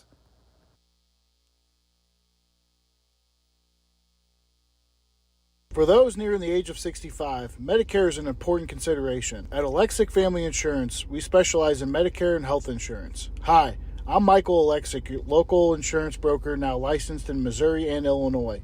Whether it's Medicare, health, life, or supplemental insurance, we can provide dedicated services to you and your loved ones. Our phone number is 573-570-4476, or we can be reached at alexicfamilyinsurance.com. Alexic Family Insurance, protecting your future one plan at a time. Smith Funeral Home and Chapel started in 1888, serving others as they would want to be served, with reverence, respect, and responsibility. Services are personalized and specific to each family. Smith Funeral Home and Chapel is proud to have provided over 130 years of service to the Hannibal community and the surrounding area. Brent Massey and staff wish the best of luck to the Hannibal High School Pirates. Wondering at what age you can retire? Let Benson Financial Group help you answer this question. Trade the best job you ever had for the only job you ever wished for. Our advisors are experienced in developing financial planning strategies for retirement and income distribution. We will build your retirement plan to replace that paycheck. There will be a smart place to get your money when you need it. It'll be an honor to advise you as you plan for your future. Benson Financial Group. Built on trust, dedicated to service. Welcome back to Richard E. Fisher Stadium on the campus of Fulton High School. Halftime score, Hannibal 30, Fulton nothing. Alex Myers got the first half drive chart for you folks. Thanks, Mark. Fulton started off the game with the ball, and that's about the only good thing Fulton has gotten so far. Only 3 plays, and they fumbled it to deep in their end zone. Hannibal starts at their 31-yard line, takes only 1 play to get into the end zone. Mike Ferreira makes it 8-0 at a 2-point conversion is completed. Fulton forced a 3-and-out, and Hannibal tried to get something going on their own 20-yard line, but was turned away and a turnover on down. Fulton then had their chance, 3-and-out, and they tried to go for it on fourth down and failed. Turnover on downs, and Hannibal only took a 2-play drive, 19 yards, 38 seconds. Landon Essick with his first touchdown. 2-point conversion was denied. It made it 14-0, but then Hannibal made the kickoff work on an onside kick. They took a methodical 11-play drive, 48 yards, 3 minutes and 49 seconds, the longest drive they've had that ended with a touchdown. Mike Ferreira runs it in and makes it 22-0. This time the 2-point conversion worked. Then Fulton had another 3-and-out. They punted away. Hannibal then returned it with a 5-play, 22-yard drive, minute and 54 seconds. Landon Essick with a nice Spinner-Rooney touchdown made it 30-0 with another 2-point conversion success. Fulton then had their longest drive of the game going, thanks to a couple penalties and a nice run play by their running back. 8 plays and got into the Hannibal side of the field, but were denied and had to turn it over on downs. And Hannibal had the ball deep into the Fulton's territory, 42 at the own 42-yard line. 6 plays, but Flags undid their drive and had to put it away. But at that time, Fulton only had 2 seconds left in the half. They took a knee, and that is where we're standing at, 30-0 in favor of Hannibal. And the Pirates will receive the second half kickoff. Our good friend Craig Altidy has sent me over the halftime stats. At halftime, Waylon Anders is 5 for 10 throwing the football for 53 yards. And let's see what we got here for rushing for the Hannibal Pirates. Looks like Darian Washington has... Oh, that's receiving. Has 2 receptions for 31 yards. Landon Essick has 2 for 19. And Aiden Scott has 1 for 3 yards. Rushing for the Hannibal Pirates, Mike Ferreira leads the way. 15 carries. You want to take a guess, Joe Thomas? Mike Ferreira, 15 carries, $120. 146. Oh, it's going to go 150, but I would have been 9.7 yards a carry for the Ferrari, Mike Ferreira. 15 for 146 and 2 touchdowns. Waylon Anders has 1 rushing attempt for 2 yards, and Landon Essig has 2 for 23 and 2 touchdowns as well. Overall, for the Hannibal Pirates, they've got 10 first downs to just 2 for Fulton. And those 2 for Fulton, I think one of them was a legitimate one. The other one came on a penalty. Yep. Turnovers, Fulton's given away once, and the Pirates have held on to the ball the whole time. The penalties, Pirates have 6 for 66, and Fulton has 1 for 5. That's kind of where we stand here. I really don't think that Fulton actually has positive yardage on their offense. Our defense is hitting pretty good tonight. Let's see what they've got here. If they've got total yards rush or total yards here. So Hannibal's got total yards 224. There's 28 plays, 224 yards. Fulton has 22 plays for a total of 19 yards. 19 yards. Yeah. And like I said, one of them was on one play where the kid got 10 yards on that. So, Joe, you've got a couple of special guests here. I want to send the microphone over to them. That looks like Trey Hoskins. And wait a minute, what is this? Could it be Nick Thomas in the booth? I've got a couple of Hannibal Pirates here. Both these guys have been out here. Both of them are out here this week just due to some injury, kind of healing up a little bit. Trey, the T-Rex Hoskins, been out since after the Jeff City Helias football game. We really, I think would have been a game changer last week against Troy. Definitely on the defense side there, getting penetration over there. He's just an absolute beast at about 6'4", 6'5", about 285, and just sheer terror out there. But he was nursing a knee that's kind of getting back. I would say he's probably about another week, Trey, possibly? Yeah. Yep, looking about another week. Everything's looking good with it, structurally sound? Yeah, kind of. There was another issue that came up today, but I'll probably play on it anyway. Okay. And then Nicholas Thomas here is our offensive starting right tackle for the Hannibal Pirates. He's about 6'6", about 270, and went down last week deep into the third quarter as Hannibal was driving there and scoring and closing the gap against Troy at Buchanan. And good news from the MRI reports, basically just a deep bone bruise. I believe the radiologist called it what's called a jumper's knee, which is just going to take a few weeks of time, whether it's 2 weeks, 3 weeks, whatever it is. It's kind of based on how you feel that you can move on it, right, Nick? Yeah. Put the microphone a little bit close to your mouth, guys. I know it's kind of something different. You guys aren't usually have the microphones up here. But let's go over the first half, kind of a summary of here, what you guys are seeing down on the field with the coaches and what you guys are, defensively. Trey, how are we looking right now, even though this is kind of a weaker offensive team that we're playing against Fulton, but what are you seeing about our defense right now? We got guys stepping up, making plays that wouldn't usually be playing. Pretty sure Dallas Zimmer had a sack, and, he's filling in for me. Also, Aiden Scott's been playing really well, and Jaron Landis, too. Yeah, Jaron Landis has been on quite a few plays back there. Casey McAfee has been back there in the backfield. Wetton's kind of been all over the field there, too. But, that play that Ben Worthington got, they kind of threw the flag on him. That was a clean hit. I know Geschwinder didn't like the explanation from the refs down there.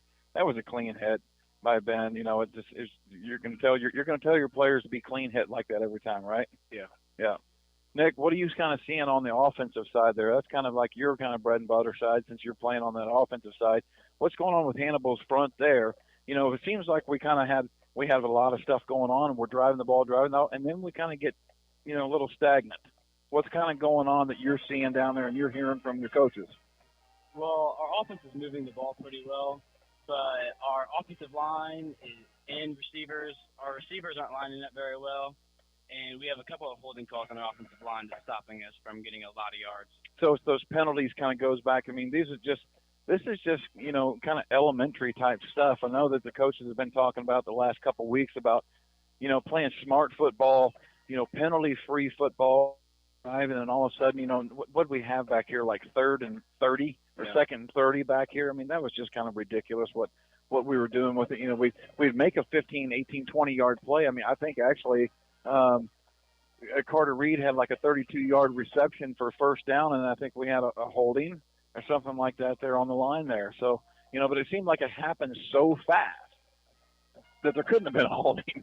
So I don't know if some of these are like mercy flags because they know they're getting ready to get drummed like a bass drum. But nonetheless, there's got to be a lot of cleanup, right? Yeah, there's got to be a lot of cleanup on our offensive side. Yeah. Now, younger brother, baby T-Rex, what's going on with him? He's got a little hamstring strain. Yeah. He should be back pretty soon. Pretty soon, Yeah. and a week, maybe 2 at the most. Probably a week. Probably a week. Okay. Yeah, he was the newest one on our kind of injured reserve here, sitting on the sideline tonight, which was young Cade Hoskins, who's a sophomore and who's just tenacious. He's kind of the crazy guy on defense. He's not afraid to hit, and he's also just a relentless running back for us too. So we're kind of missing him out of the lineup tonight. I know both of these guys, Trey and Nick, they really like to play, and I know that you guys get a little bit upset when you don't get to play in a game that's like this a little bit, because I know Trey would like to have maybe like 85 sacks tonight, which is probably what you would have at least 3 or 4 of them by now, Trey.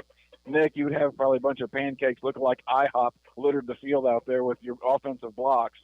But, I'm glad to see you guys are healthy. You're getting there. So you said you had something or other else come up on the MRI. Was it the MRI where it kind of showed? We'll kind of keep that personal with you and your dad, and obviously the team there. Won't kind of leach that out there to the crowd, but you're looking like you're going to come back here probably in the next week or 2. Yeah. Okay, excellent. Trey, Nick, week 2, just kind of dependent upon how you feel. You're going to get with the coaches next week. What's your kind of train of thought? What you're wanting to do? Wanting to see how it feels in about a week or 2 weeks, and if it's continuing to bother me, I will sit out an extra week, but I plan on coming back in a week or 2. Okay. Well, guys, thanks very much. Go Pirates, and everybody back home is looking ready for you guys to be back on the field.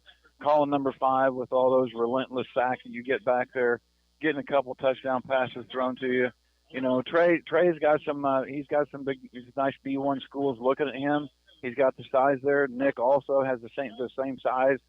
Looking for programs looking for these guys. So get healthy.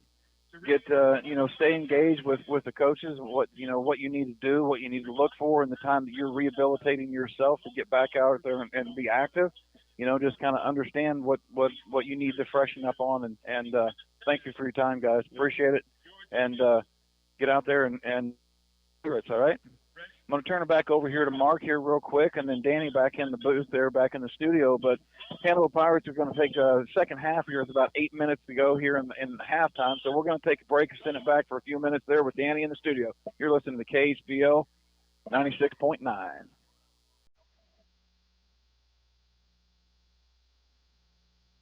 Living in Northeast Missouri is a blessing. So is having access to exceptional health care. For more than 65 years, Blessing Health Hannibal has made access to high-quality primary care a priority. Need specialty care? We offer more than 20 specialties, including cancer and heart care, surgery, sleep medicine, and weight management. Your neighbors sharing your values. We are Blessing Health Hannibal. Proud to be part of what makes life in Northeast Missouri a blessing. Howdy, Pirate football fans. It's Alex Dalla here with Best Brush LLC, your local one-stop shop for all of your painting and pressure washing needs. Whether it's commercial or residential, from exterior to interior, on jobs big or small, we've got the experience and the equipment to tackle it all. Best Brush LLC can be contacted at 573-248-7704 for a no-obligation quote, or found on Facebook, and we promise to always place our best brush forward. When you work as hard as you do for your money, you may not want to take chances with risky investments. Raymond James financial advisor Steve Virel understands that. He believes in informed investing and will help you find investments that align with your goals. For sound investment advice, Steve can be contacted at 573-221-4500, located in Hannibal. Raymond James Financial Services Incorporated, member FINRA SIPC. Life well planned. This is Marcus Allen, the owner of Frozen Sippies at 108 North Main Street in historic downtown Hannibal. Open Tuesday through Sunday, Frozen Sippies offers a family-friendly atmosphere with frozen slushies for all ages. We're proud to carry Papa Murphy's Pizza for dine-in or carry-out. We have pool tables, dartboards, plenty of space to host private events, including bridal showers, birthday parties, and more. Phone number is 573-603-1113. Frozen Sippies, bringing a taste of paradise to your hometown. The law firm of Curl, Hark & Holiday is proud to sponsor Hannibal High Football. They're a general trial practice law firm meeting your needs and exceeding your expectations in matters including family law, bankruptcy, and serious personal injuries. Choosing the right attorney is important. Curl, Hark & Holiday will provide experience, integrity, loyalty, and dedication. The law firm of Curl, Hark, and Holiday, located at 999 Broadway, downtown Hannibal. Welcome back to Fulton Pirate fans. Our halftime score, Hannibal 30 and Fulton nothing. While we got a second, I want to throw a shout out to my good buddy Charlie Bowers. Chigger has got his own business now. He's pouring concrete. So if you got any concrete needs, give old Charlie Bowers a call. I'm sure you can look him up on Facebook. Anything local, residential-wise, he's ready for the task. He's always posting pictures, so I know he can do pretty much anything when it comes to concrete. So good to have you along this evening, Chigger, and go Pirates. Also want to throw a shout-out to Marcus Allen. He is our KHBL Player of the Game sponsor every week. He donates courtesy of his business, their Frozen Sippies. Each winning player each week gets 2 free slushies and 1 Papa Murphy's pizza at Frozen Sippies in downtown Hannibal. So, again, kudos to our good friend Marcus Allen, and we appreciate that. It's not just for this week, it's for every week for our Hannibal Pirate KHBL Player of the Game. Well, not much you can say about the first half when you look at the total yardage, again, for the Fulton Hornets. I think they had 19 plays for 22 yards, or no, 22 plays for 19 yards. Yeah, that was it. Yeah, 0.9 per. I'm like to per debate play. that. Yeah, I'd like to debate that. So, Does that include 22 the plays for 19 Does yards. that include the penalty? So I don't think so. I don't think that. Are we seeing heat lightning over here, Mark? Yeah, What's going well, on? no, I think that's the real thing. I'm looking at the Apparently radar. There is rain in the forecast. Literally, it is so humid right now, folks. You could reach out in front of you, wring your hands, and water comes out of the air. Yeah. It is humid. We are soaking wet here up in the press box. Well, the top of the press box. We are on the roof of the press box. Now, both teams, this is a grass field, and both teams, I noticed, doing a little bit of slipping and sliding. One of the Fulton plays was when they were going to punt it on 4th down. Their punter literally went spread eagle. He looked like Charlie Brown trying to kick the ball when Lucy would pick it up. He went flying and punted the ball right into the back of the Hannibal Pirate defense. They picked it up and rumbled across the line of scrimmage and out of bounds at the 20-yard line. So that was a great field position for the Hannibal Pirates. I think our worst field position of the evening has been, our 35-yard line maybe? Yeah. So we started in their territory several times. Now both teams are back out onto the field, and they're doing a little bit of light stretching. The Pirates are just 1 touchdown away from the running mercy clock in the second half. It is, again, 30-0 at halftime. And I don't know about you, Joe, but I'll be glad to have a little home cooking next week when we come home to play Mexico in week 2 of the North Central Missouri Conference schedule. Well, it'd be nice. The only downfall of that, we don't get a stop at a nice little off-the-beaten-path place to eat. That is true. The Bandit Rooster, they outdid themselves this evening. Folks, if you ever been down through Kingdom City, and this place is a little bit off the beaten path, if you didn't know it was there, you would sail right past it. But you can tell it's always crowded there. You can tell this is where the locals hang out. Actually ran into a former Hannibalian while we were there. It was Bob Luton's brother, Gus. Gus came over, introduced himself, said, hey, I graduated from Hannibal High 50 years ago. So he knew Terry Sampson. He knew my good buddy Stan Buxman. He said they're a little bit older. He was quick to point out that both Terry and Stan were older than him. I think he said he is just getting ready to celebrate his 50th class reunion in October, and I'm pretty sure that Terry said his 55th was a couple of weeks ago. We'll have Terry back in the booth hopefully next week when we come home.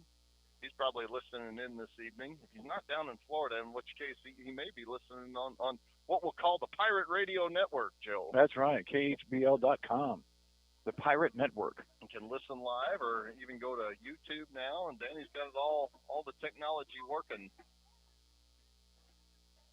So, yeah, the Pirates will receive the second half kickoff. Fulton won the toss and elected to receive. They didn't do anything with the football, and it's been all Pirates since then. That was the only thing that the Fulton Hornets have won so far this evening. Once again, I want to congratulate Coach Eric Hill and the Hannibal High School boys soccer team. They pulled off the unheard of and never done before double against the Quincy High Blue Devils and the Quincy Notre Dame Raiders. They beat Quincy High 1-0 last night in what must have been a slugfest. A lot of yellow cards in that game is what I had read. And I know that they beat QND earlier this year. I think that was 2-1 though. But anyway, that's a big deal for the Hannibal Pirates. I think they are 7-2 on this young season, and they open up conference play next week as well. I think they play Mexico. They've got 3 games, all conference games next week. So a lot of good things happening there. And again, the Hannibal Pirate, I believe the Lady Pirate volleyball team is undefeated so far this year. Is band day next week, Joe? It's tomorrow. It's tomorrow. Okay, band day is It's tomorrow. tomorrow. Starts at 3 o'clock. I just found out from my brother-in-law. Talked to him today. He called me from Monroe City and said that his kiddos were in the band day tomorrow at 3 o'clock there in Hannibal. And I forget how many bands come to Hannibal. 928,000. There's a lot of kids that come. That's a lot. The Porter Stadium for band. And they still do the parade. Did they do the parade today as well? Tomorrow. So they do the parade on the same day, and then they have band day. Yeah, that's right. They'll be downtown for the Hannibal Band Day parade, and then they'll head out to the stadium for the field competition tomorrow afternoon. So, yeah, folks, hopefully, and I'm not going to say that hopefully the rain will hold off, and it'll rain just after dark tomorrow. We do need the rain. It's drier than a popcorn fart, Joe.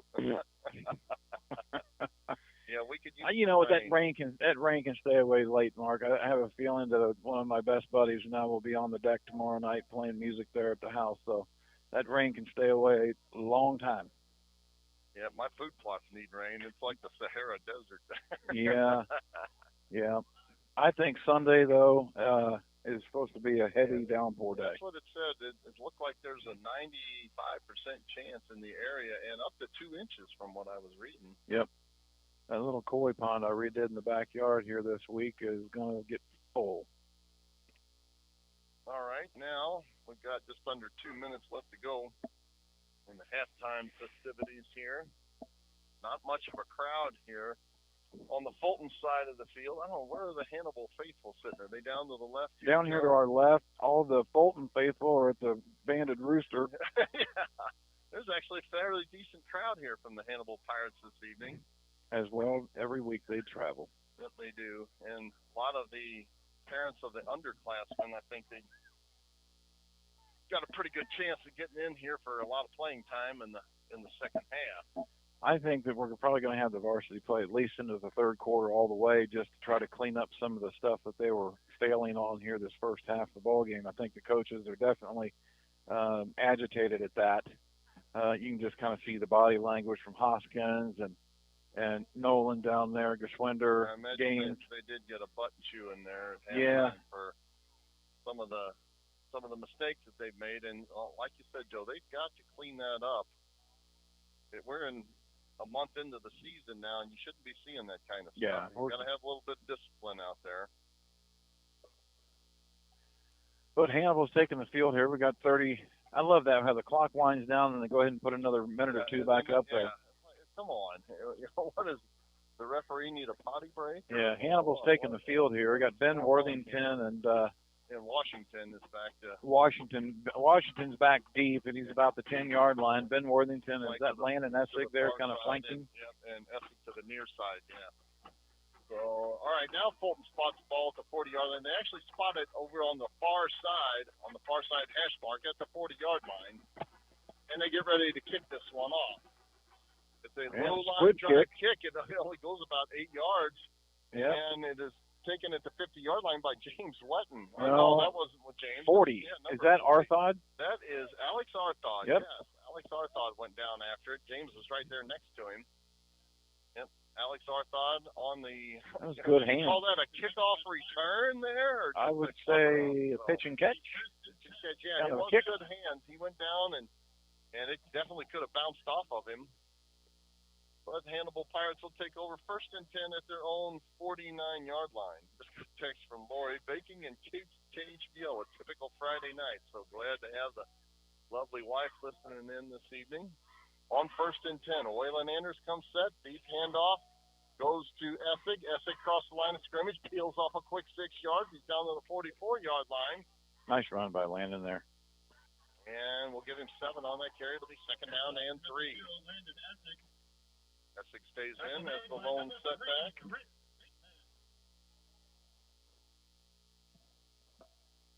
And 3 receivers go out wide to the far side. Anders takes a snap, 3-step drop, pass the football. It is complete. Washington's got it inside the 40-yard line to the 39, and the Pirates will have a first down. Little quick hitter there off the right side. A nice-looking pitch and catch. Anders to Washington. First down for the Pirates. From the 38-yard line, we'll call it. He's inside the 39. 1st and 10 for the Hannibal Pirates as they break the huddle. And Waylon Anders will come set with twin receivers to the far side. Essig, the deep setback out of the pistol formation. The lone setback is to Essig. The handoff is to Essig. He breaks across the 35-yard line to the 32. And that'll bring up 2nd down and 4. 6 yards on that carry.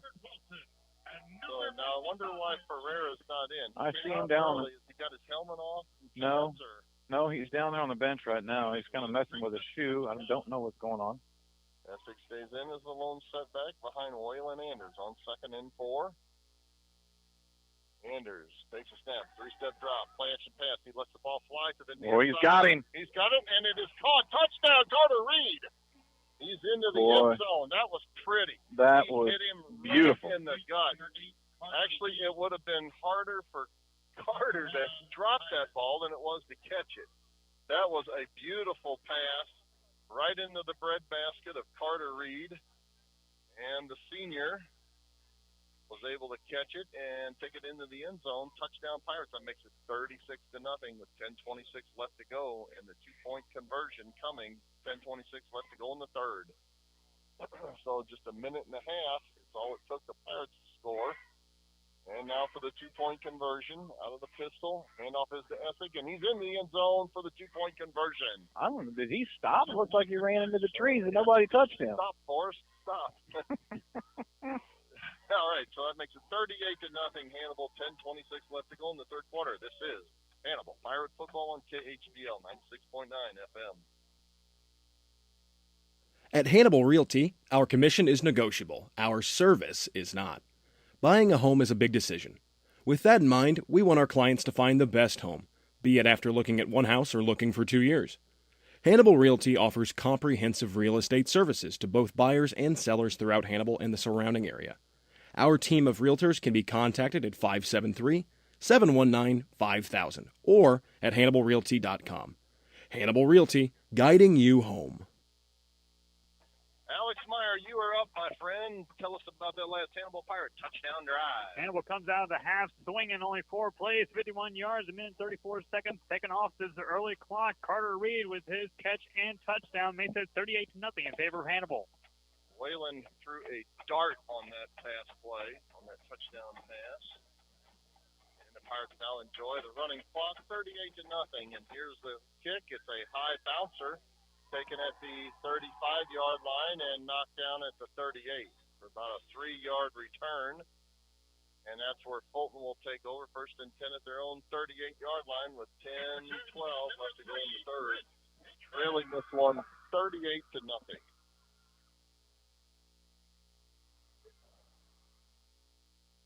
Jaden Galbraith drops out onto the field.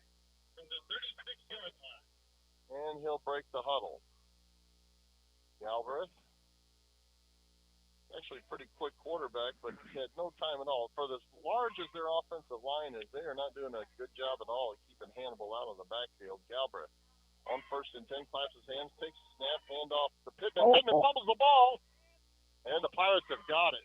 Oh, my goodness. Dylan Bach hit him so hard. Ben Worthington on the recovery. He coughed it up, and Worthington was there to pick it up. He had 2 other Pirates that could have picked it up. And after one play, they turned the ball over, and the Pirates have got it now 1st and 10 from their 38-yard line. Dylan Bach put the put the hurting on him. Wow. Squashed him like a boot heel on a tater bug. That was kind of uncalled for towards the tater bug. First and 10 for the Pirates now. Waylon Anders comes set. Pistol formation. The deep setback is Essig. There's pass play, and it's incomplete. Ball was intended for Aiden Scott. It hit him in the worst possible place, right in the hands. Pass incomplete. And he was not able to hang on to it. 25, Aiden Scott. Number 2, Gunnar Holt on the coverage. Ball was kind of behind him, but it did hit him in the hands. He had to spin around.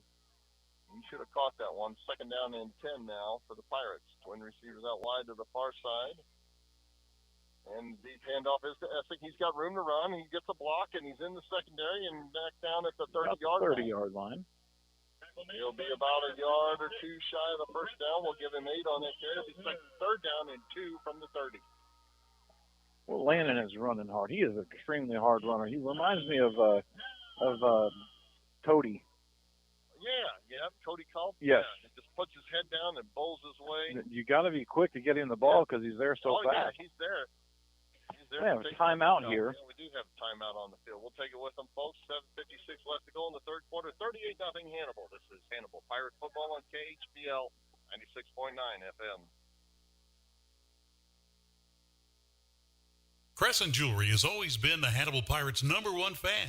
They know and appreciate the efforts and determination these young men must have to enjoy a successful season. Crescent Jewelry has used the same principles to run their business. Your local hometown jeweler for all your jewelry needs is Crescent Jewelers. They offer quality jewelry. Like the Pirates, they try hard to go that extra yard. Crescent Jewelry, 207 Broadway in downtown Hannibal since 1842. We've got an injury down timeout on the field. Gunnar Holt of the Fulton Hornets is laying on his back at the 28-yard line, and it looks to me like he looks like he's seeing stars, Joe. Yeah, I think he's tried to set up once or twice, and they told him to lay down. I'm not entirely sure that he's conscious. Yeah, now they pick him up. He's on his feet, but it looks like he just got his bell rung. He's not favoring either leg there. He is just asking if anybody got the license number of that truck that hit him. Well, that tater bug. Yeah. Both of you are going to just use that against Mark for the rest of the night, aren't you? This is a season-long tater bug, I can tell you that. All right, so they give him a round of applause there as Gunnar Holt wanders over to the far sideline. He is flanked on each side by a trainer, and he is. I think he'd walk in circles if they. I think they're just kind of walking by the sides of him just to get him in the right direction. Yeah. Okay, now third down and a yard for the Hannibal Pirates from their 30-yard line. Handoff is to Essig. He's got a first down, and it's interesting. They could easily have thrown a flag there because he took He was quick, steps. yeah. He took 2 steps before the ball was snapped. It's kind of the same thing that. I can remember it goes back. Did. Well, Ferreira. I've seen that in years from high school football. And rarely do they call it. AJ to Aeneas there when the state run year, they were, Cortland take the ball, and it was very kind of quick motion. It's like, while we're speaking about Ferreira, he's completely out of his jersey and uniform. Yep. On the near sideline. Yep. All right. Here's another handoff to Essig off left tackle this time, and he's down inside the 25 to the 21-yard line. It'll be second down and 6 there. Tackle made by number 3. Second down and 4. We'll give him 6 on that carry. 6:52 and counting in the third quarter. 38-0 Hannibal.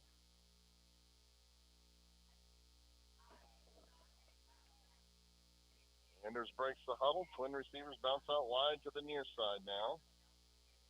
On second down and 4. 3-step drop. There's pass play. It is complete. Carter Reed. Carter Reed's got it down inside the 15-yard line to the 10. And that's out out of bounds inside the 5. We'll call it the 2-yard line.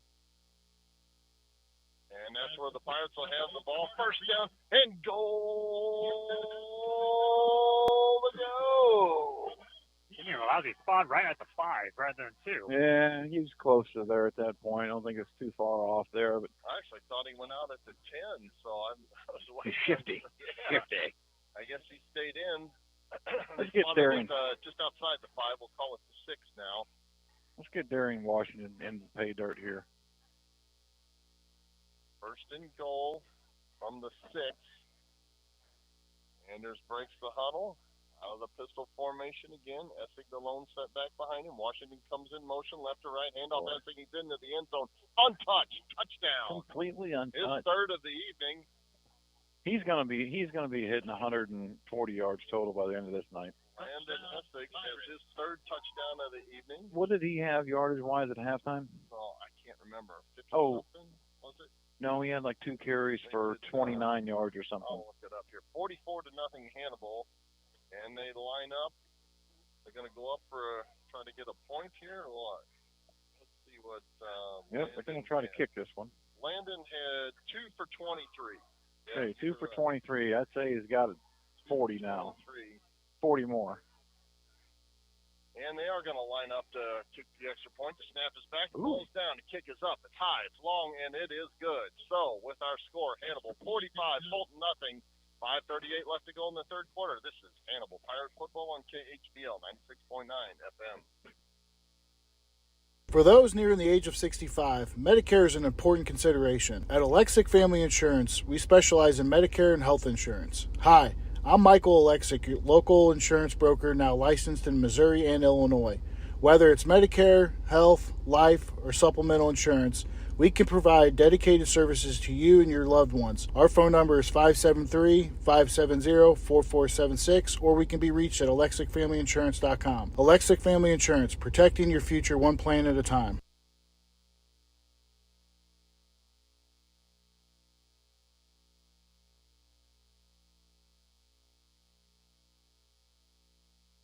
Back to Fulton High School. Pirates now lead this one 45-0. Alex Meyer, you are on tap, my friend. Tell us about that Hannibal Pirate touchdown drive. 6 plays short, 39 yards, 3 minutes and 47 seconds taken off the clock. Landon Essig with his third touchdown of the night makes it 45-0 in favor of Hannibal. And Essig takes the football from the official, spots it at the 40-yard line, gets ready to step into this one. Pirates again defending the south end zone. They're headed right to left. And there's the kick. It's a high one. Taken inside the 10-yard line. Now we've got whistles blowing all over the place here. What's this call about? It must be, with it doing that, it must have been offside. Yeah, they blew the whistle, but making an offside. I don't see a penalty flag on the play. It was thrown by the ref on the far side. He now picked it up. All right, yep, there was laundry on the field. That'll be the Pirates' 7th penalty of the evening. A lot of cleanup left to do. So the Pirates look like they're going to run their record to 2-2, even on this season. I think we're darn near 40% of the regular season is gone. Offsides on the Pirates. Feels like just yesterday we were starting. No kidding. It was offsides, and now they're going to kick it from the 35. There's the whistle, and Essig points his right index finger to the sky. Now he trots up, and he kicks the ball high, and it bounces along the far sideline and stays in bounds at the 10-yard line. And coming to the near side, down to the 15, to the 20, breaking a tackle there, and out to the 25. Well, Dylan Bach said no more. Wrestled down by Dylan Bach. Jarrell Gregory. Jarrell had some speed through there, and then he came around the corner, and Dylan, out of bounds on the far side. he sure did, and they kept kicking back into the left. He had to pick it up at the 10-yard line. Well, look at that. Looked like a blood moon over there, Mark, coming up. Oh, I see that. How about that? It has been so bright earlier this week. But, yeah, you can just barely tell it's the moon. Still hotter. Mike Shannon, I wish you people in Hannibal could see that moon. Kudos to Mike. May he rest in peace. He was something. Twin receivers out wide to the near side now on 1st and 10 for the Fulton Hornets. Galbraith takes the snap, hands the football on the end around to the far side, but nothing doing. Hannibal Pirates sniff that one out after maybe a 2-yard gain. 2nd down and 8. And Jaden Galbraith steps back into the huddle. That was the Philly on the carry on the end around. Give him 3 yards. It'll be 2nd down and 7. That runs their total yardage 22 on the evening. on 24 plays, right? 24 plays for 22 yards. Jaden Galbraith out of the pistol formation, takes a snap, hands the football off. Should have been fumbled. I don't know how in the world that kid held on to the football.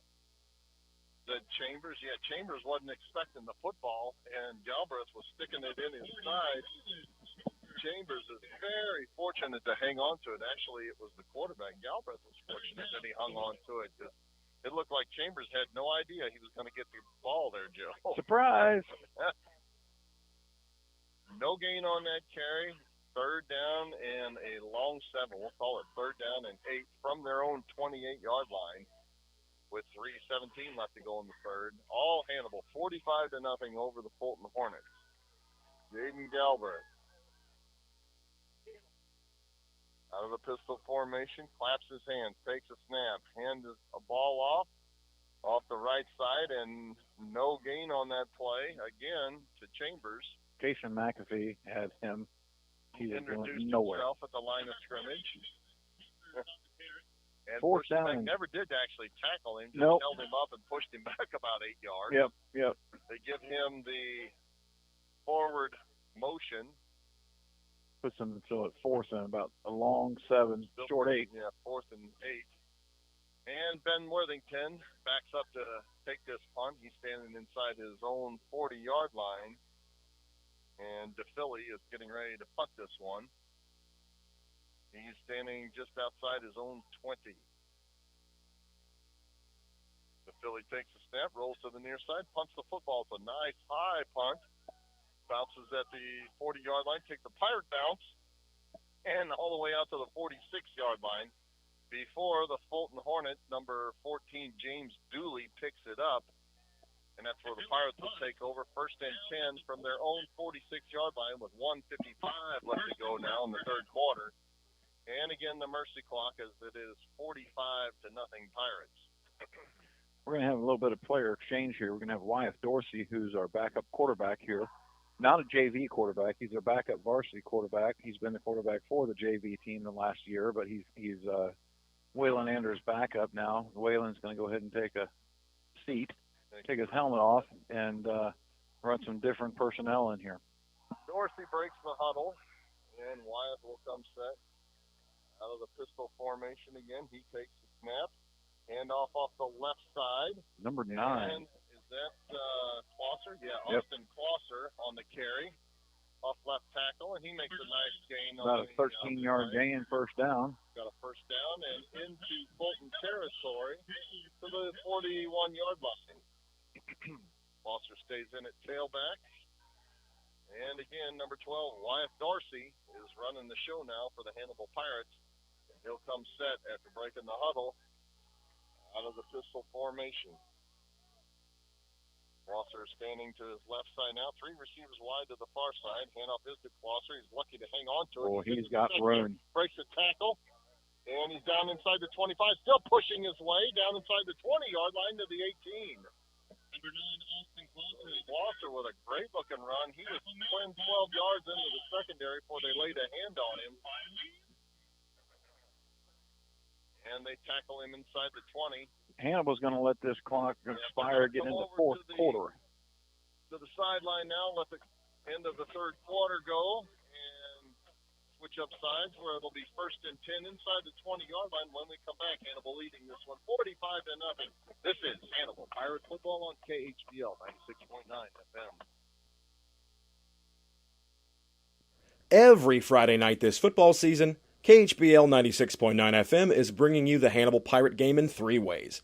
You can listen on your radio dial, you can go to KHBL.com and then click Listen, or you can find us on YouTube at KHBL Radio. The employees and directors of F&M Bank and Trust Company wish to thank you for rooting on the Hannibal Pirates on KHBL Radio. We hope you enjoy yourself as you cheer the Pirates on to victory. Since 1870, F&M Bank has been cheering on Hannibal. Look closely at each milestone in our community's history and you'll find F&M's steady and guiding hand right in the middle of it all. Join us as a customer and together we can be a part of Hannibal's future. F&M Bank and Trust Company, Hannibal's biggest fan. Go Pirates! Smith Funeral Home and Chapel started in 1888, serving others as they would want to be served, with reverence, respect, and responsibility. Services are personalized and specific to each family. Smith Funeral Home and Chapel is proud to have provided over 130 years of service to the Hannibal community and the surrounding area. Brent Massey and staff wish the best of luck to the Hannibal High School Pirates.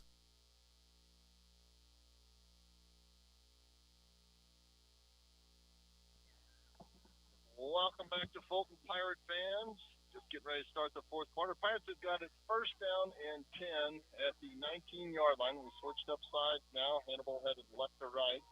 And Dorsey will come set out of the pistol formation. Handoff is to Clark. No, it's a quarterback keeper. He pulled it away. Dorsey down inside the 10-yard line to the 5 and into the end zone. Touchdown!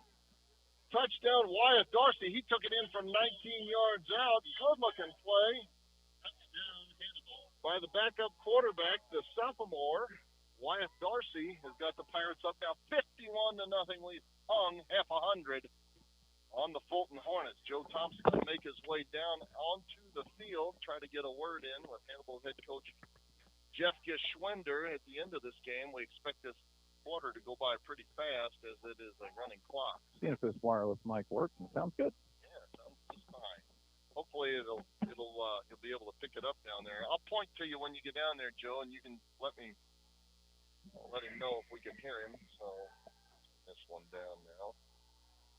And the 2-point conversion is good by the Pirates. They muffed the extra point, but ended up throwing it into the end zone. There is a 2 flag. points, but hold everything. Indeed, there is laundry on the field. Ineligible man downfield. Ineligible man downfield by the Pirates, and yeah, they'll have to do this one over. So 51-0 Hannibal. And let's see what they do after this penalty. The 2-point conversion was good, but the ineligible man downfield has backed the Pirates up.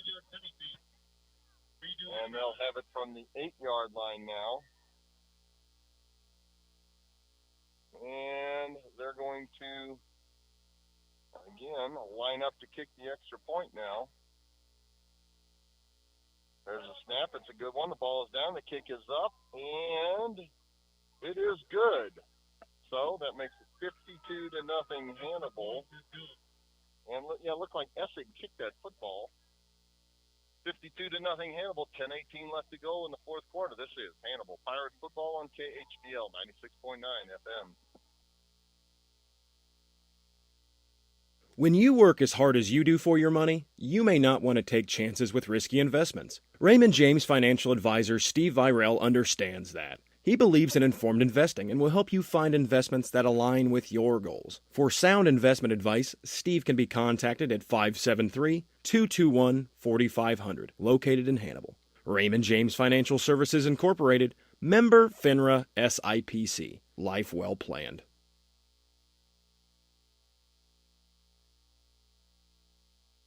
Welcome back to Fulton Pirate fans. 52-0 in the fourth quarter. 9:30 left to go. Alex Meyer, you are on tap.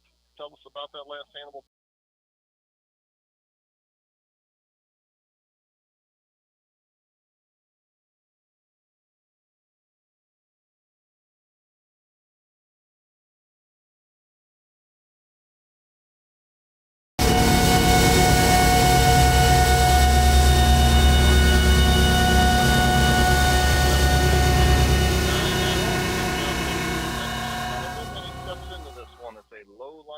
Kick all the way down inside the 10-yard line now, out across the 15-yard line to the 20, 25-yard line, getting a couple of blocks along the far sideline is number 5, that's the Philly, and they've got it first and 10 at their own, all the way out almost to their 30-yard line. Number 5, James the Philly on the return. Yep, Joe Thomas is down on his way down to the field. Looks like he's already found his way next to Coach Graham. Yeah, we'll have a word in with Hannibal head coach Jeff Geschwender after this football game. Once again, we want to shout out to Marcus Allen and Frozen Sippies for sponsoring our KHBL Player of the Game this evening. They will receive 2 free slushies and a large Papa Murphy's pizza. Compliments Frozen Sippies in downtown Hannibal. We've got a new quarterback in now. That's number 1, Cooper Habrovsky.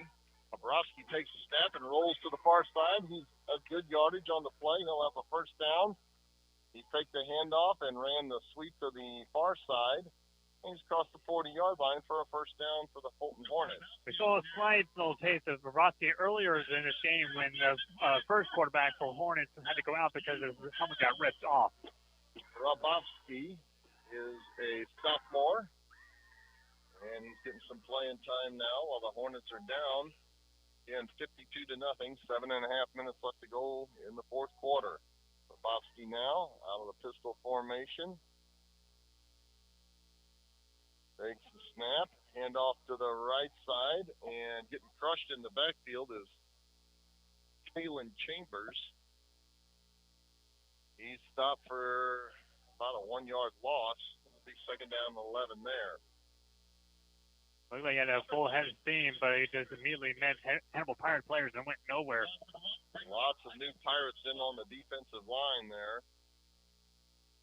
Saw 78, McCormick. He was in on that hit to Marcus McCormick.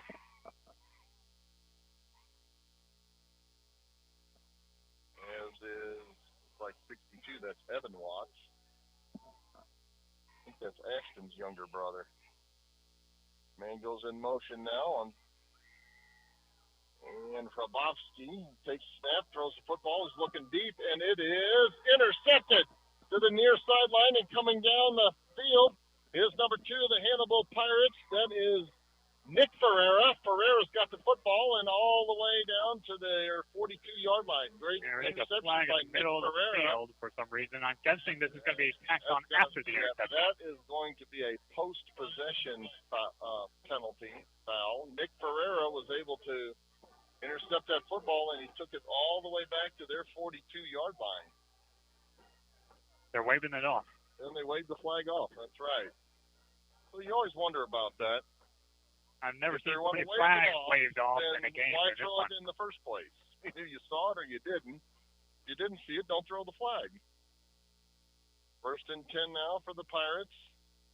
As the offense heads back out onto the field, Wyatt Dorsey again in at quarterback. Now we've got a timeout on the field. 5:32 left to go in the football game. 52-0 Hannibal. This is Hannibal Pirate Football on KHBL 96.9 FM.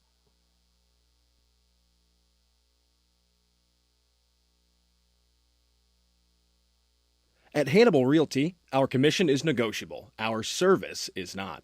Buying a home is a big decision. With that in mind, we want our clients to find the best home, be it after looking at one house or looking for 2 years. Hannibal Realty offers comprehensive real estate services to both buyers and sellers throughout Hannibal and the surrounding area. Our team of realtors can be contacted at 573-719-5000 or at HannibalRealty.com. Hannibal Realty, guiding you home. Welcome back to Fulton Pirate fans. Pirates have the ball now, first and 10 at the Fulton 42-yard line after that Nick Ferreira interception. And Wyatt Dorsey breaks the huddle, and he's going to come set under center this time with a split backfield behind him. Dorsey takes the snap and hold everything. There is laundry on the field, but end up with it, Closser. But we got a false start on the play. That play took a long time to develop. It's like he was waiting and waiting to get that snap, and somebody jumped a little early. Chase Youngworth in at tailback as well as all.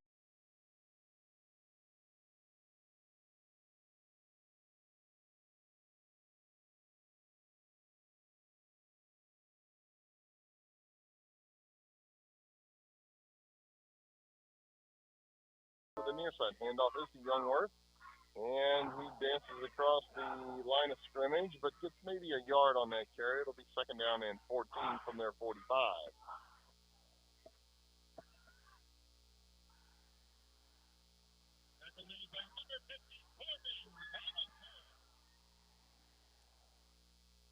second down. Looks like third down. Third down. How can that be? There's no way it's third down. Play clock shows second down. The dial-a-down shows third down. So I'm thinking it's gotta be second down. So Dorsey's under center in any event. Cross-buck play to Youngworth. Youngworth slips a tackle. He's down inside the 40-yard line. He gets a blocking down inside the 30-yard line. Tackled at the 22. Chase Youngworth. Didn't matter what the down was, I guess, Alex. The Pirates have set up now, 1st and 10 at their 22-yard line. They're going to be backing up a little bit more because it looks like a block at the back, have it downfield. Something happened. Yeah, there is again. Laundry on the field. Personal foul. Horse collar. Horse collar. Yeah, they caught him from behind. Horse collar. On the defense. So on the defense, yep, that is against Fulton. That would be a half the distance to the goal line, I would imagine, because it was at the 22. And let's see where they mark it down to. That'd probably take it all the way down to the 10, I would imagine. I don't think they'd take them 15 yards. I think you get half the distance there. So they march it off, and yeah, it comes down at the just outside or they spot it right on the 10-yard line, just shy of the 10-yard line. So it's not really first and goal yet. First down and 10 from outside the 10, with 2:58 left to play in the football game. The chain crew doesn't look like they're going to be measuring it, so I guess it is considered first and goal. No, you were right. Well, now the chain crew heads down there. They're running a little behind there. Ball is sitting with its nose just outside the 10-yard line. All right, here's a carry up the middle now and into the end zone. Touchdown, Hannibal Pirates. That is number 31, Zy Anderson. Anderson, the sophomore, gets on the in on the scoring now to make it 58-0. A carry for Zy Anderson, the sophomore. 10-yard gallop. It's got the Pirates now up 58-0. And they trot out the special teams unit for the extra point attempt. Extra point will be held by Worthington, and Essig is on to kick for the Pirates. Snap back. It's a bad one. It's high, and it's collected by Worthington. He's looking to throw it now. He rolls to the near side, and he runs it in. Worthington runs it in for the 2-point conversion. Boy, a broken down play ends in 2 points. When it rains, it pours. Ben Worthington, snap was a little high. It was over his shoulder. He picked it up, turned around, rolled to his right side. And just outran the defender. Yeah, saw daylight in front of him, Alex, and just outran everybody. So we'll keep it here. That makes it 60-0. 30 points in the first half, 30 in the second. I guess you call that good, consistent, even scoring. Half and half. Yeah, a 4-play, 42-yard drive, 3 minutes, 31 seconds taken off the clock. Zy Anderson, rare times I've called his name, gets into the end zone, makes this landslide of a game in favor of Hannibal, 60-0. So that just leaves a minute to play on the clock, and the Pirates are in no hurry to kick this one off. That may be the last play of the game there, Alex. They may have to do the kickoff. They have not started the play clock yet, and there's 45 seconds. Finally, the Pirates trot out onto the field, and let's see if they even start the play clock. The clock continues to run, 30 seconds, 35, and they hand the ball to the Pirates. Actually, Essig brings the football out there with him. And, yeah, that's going to be the last play because now we're down inside 22 seconds. And, yeah, Essig will spot it. But he doesn't even need to kick it. The Pirates can just walk off the field. Well, let's see. They'll blow the whistle here with 10 seconds left to go on the game clock. And Landon Essig takes his time. He's down to 4 seconds, 3 seconds, 2, 1. He's not going to kick it, and there's no reason to. That is going to be the last play of the football game. Oh, that was weird. I think it took them, 2.5 minutes there, Alex? Well, they were down to 2 minutes and 9 seconds at the touchdown. So that's kind of weird. I know nobody really needed to see anymore. It was a 60-0 butt whipping of the Fulton Hornets. The Pirates pretty much took them to the woodshed, and we're not surprised. This is kind of what we expected. Pirates won, I think it was 77-6 last year. There's a reason that Fulton is leaving the North Central Missouri Conference. I'm only still slightly confused about how the mercy clock rule works, but when you're down that much, if you're the opposing team, does it I think it's really matter? entirely up to the clock operator, because I noticed that they were a little slow to start the mercy clock for one thing, but yeah, they were in no hurry to shut it off there. No, even in the exchange of possession during kickoffs, punts, or just turnover on downs, they just kept on doing it. They just kept on running the clock. All right, I'll send it back to the studio. When we come back, we'll try to get a word in with Hannibal head coach Jeff Geschwinder. We will name our Hannibal Pirate KHBL player of the game and go through some stats. Get ready for next week's game at home against Mexico. You're listening to Hannibal Pirate Football on KHBL 96.9 FM. Crescent Jewelry has always been the Hannibal Pirates' #1 fan. They know and appreciate the efforts and determination these young men must have to enjoy a successful season. Crescent Jewelry has used the same principles to run their business. Your local hometown jeweler for all your jewelry needs is Crescent Jewelers. They offer quality jewelry. Like the Pirates, they try hard to go that extra yard. Crescent Jewelry, 207 Broadway in downtown Hannibal since 1842.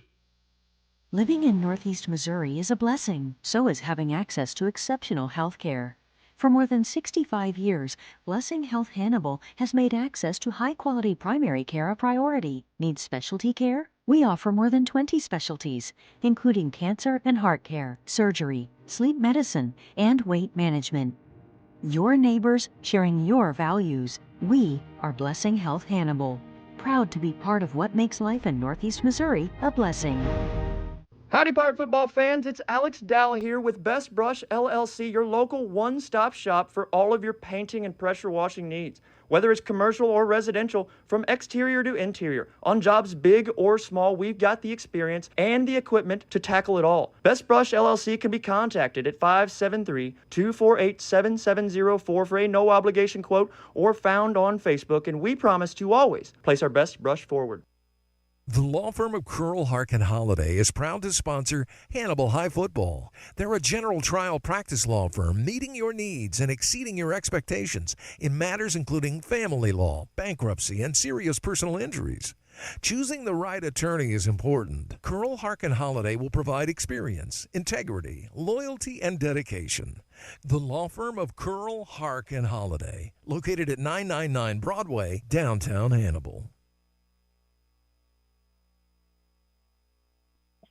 Welcome back to Richard E. Fisher Stadium on the campus of Fulton High School. The Pirates win this one 60-0 over the Fulton Hornets in what will most probably be our last trip to Fulton ever, as they are leaving the North Central Missouri Conference.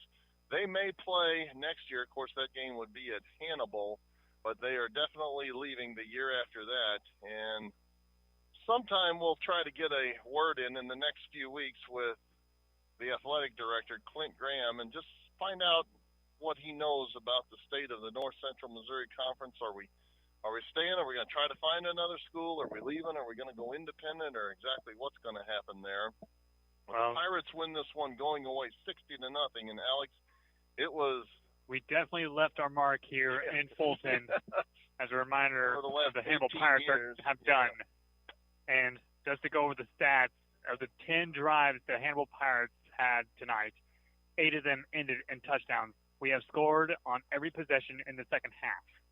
Wow, that's pretty efficient there. Joe Thomas is down on the field now, and it looks like Coach Geschwinder has dismissed the team. They're headed off, and I'll send it down to Joe here in a minute. He's going to have a word with Coach Geschwinder and try to corral James Wetton, who we're going to call our Hannibal Pirate KHBL player of the game. James had quite a game this season. He was everywhere on both offense and defense, and even though he never got into the end zone, he did make some good offensive plays in the game, catching a couple passes over the middle from Waylon Anders and getting to pick up first down. He does have James down there. How about this? This is awesome. Flagged him down. So you guys, we're good to go. I see the hands pointing in the air. I don't have the AirPods on here, but nonetheless, Coach, we started off the game with a great run by Mike Ferreira there right off the bat, 31-yard, untouched, touchdown. It seemed like we had a couple of stalls on the offense, whether it was just some silly flags here and there. I know you guys you kind of harp on the kids about being sharp. We're week 4, kind of where we stand with that, what you saw the first half. Definitely the second half is something different. Obviously, you guys make adjustments, and we expect that. We see that every time out of perfection of those guys. What was kind of said there at halftime coming out for the second half? I mean, you said it. That was exactly it. Let's clean the game up. We just couldn't get any rhythm going first half. We'd get a big chunk, and then we'd have something stupid put us back in a deep situation, So I felt like the whole time we were playing from behind the sticks and had to try to get big chunk yardage on every play. But so it was just tough getting that rhythm out there. But, yeah, second half, kids came out. They played sharp. They kept their mouths shut. They played clean, So it was exactly what we expected, and they understand that. They know that, regardless who we're playing, we have extremely high expectations. So right. We need to do things right. Yeah, defensively, I think halftime, Mark, we kind of looked at the stats. They had 22 attempts for 19 yards. So defense, obviously we shut them down there. We swarmed them. Their quarterback was fast. He had speed to him, but when you have containment like the guys, and James Wetton out there, Casey McAfee coming in there, Dylan Bach coming up the middle, these guys they were flying around the field tonight. They really were. They read keys right, and I was very proud of our tackling today. I thought we tackled 100% better than last week. And I know it's an opponent, but when you look at our tackles, they were just good, solid, tackling at the hips, driving our feet, and guys getting to the ball, and that's all we ask. If we can do that, we got a really tough defense with the amount of speed we have out there. So, I was really proud of them, a couple plays there, we got upfield a little bit, let some little running lanes up the middle, but, we got it fixed pretty quickly, playing off hips and just, getting our technique down, fixing little things here and there. Yep. Coach, thank you very much for your time. And we're looking for Mexico at home next week. At home. Oh, my goodness sakes. We got to figure out where we're going to go eating down there instead of the Banded Rooster, Mark. But, Coach, thank you very much. Guys, I'm going to talk to this young gentleman over here. We always kind of call him the Bloodhound or King James, number 11, James Wetton. James, you had a heck of a game tonight. Fumble recoveries, you're back there getting multiple sacks, always gang tackling back there. Now talk a little bit, what did you guys do this last week as far as your defense? I know Coach harped on with Hoskins and Geschwinder from last week's, kind of a lot of missed tackles. Now the field was wet and everybody was slick and damp. But tonight, this real grass field with being humidity, was it a little bit slick out there? Yeah, it was pretty slick. Well, with practice, we really just slowed everything down, really got down to the details and made sure we were doing everything correctly and really fixed those small mistakes. Right. Now, James is one of the key guys here on our kickoff return. He's always in there making plays. Either he's got the tackle or he's in on the tackle on this. He just has a nose for the ball all the time. We always laugh. We're always telling the guys up there, we're making bets on you to make a play up there. Nobody wants to bet us anymore because you're continuously in there every single time, James. But defense tonight, we just looked really stacked like we usually do. Hannibal's defense is very tenacious. And I saw you a couple times playing defensive end, playing that linebacker position there, multi-positional. Kind of talk about what you're bringing to that line. We're missing a couple key guys out there, but you and along with a couple other guys, McAfee, Bach, you guys are making plays in there and stepping up. Well, it really just gives us that opportunity, it really just gives us I can be an outside linebacker, I can be a middle linebacker, or I can be an end. And it really just gives Bach and them and all the other guys a break that I can go out there and do 3 different positions. And, yeah, it just makes everything seem a lot better. It sure does. Watching it from the booth up top there, watching you guys, it was a big difference tonight. Definitely different game plan. The tackling looked clean out there tonight. Definitely cleanest thing. And by the way, James, you are the KHBL player of the game tonight here at Fulton. So I believe it's Frozen Sippies, right, Mark? So we've got you a large pizza down there, Papa Murphy's Frozen Sippies downtown, courtesy of Marcus. And I think you can still hear me, right? Thumbs up? We're good. Thumbs up in here. So thank you, Marcus, Frozen Sippies, and you also get 2 32-ounce frozen slushies down there, too. So we will get you those coupons so you can go down there and pick those up and maybe take dinner home to Mom and Dad tonight so Mom's not having to cook your dinner, okay? James, great game tonight, man. Keep it up. Keep it up. Mark, back to you up there in the studios. All right, folks, that's going to do it. A great interview with the King James Wetton. We appreciate his efforts, and as Joe said, he is our Hannibal Pirate KHBL player of the game. He will receive for his efforts 2 frozen slushies and a Papa Murphy's Pizza compliments of Marcus Allen and Frozen Sippies in downtown Hannibal. Well, folks, that's going to do it. We hope you've enjoyed this one as much as we've enjoyed bringing it to you. The Hannibal Pirates beat Fulton Hornets 30-0 or 60-0, 30-0 in the first half and 30 in the second half, makes 60-0 to even their record at 2-2 on the season. Tune in next week when we come back home to take on the Mexico Bulldogs. That's a big rivalry game, and a rivalry that goes all the way back to 1937. Folks, when I think of rivalries, I think of Bears, Packers, I think of Roll Tide and War Eagle, and I think of Bulldogs, Pirates. This is Mark Dow. I thank you for listening this evening. For my partner, Joe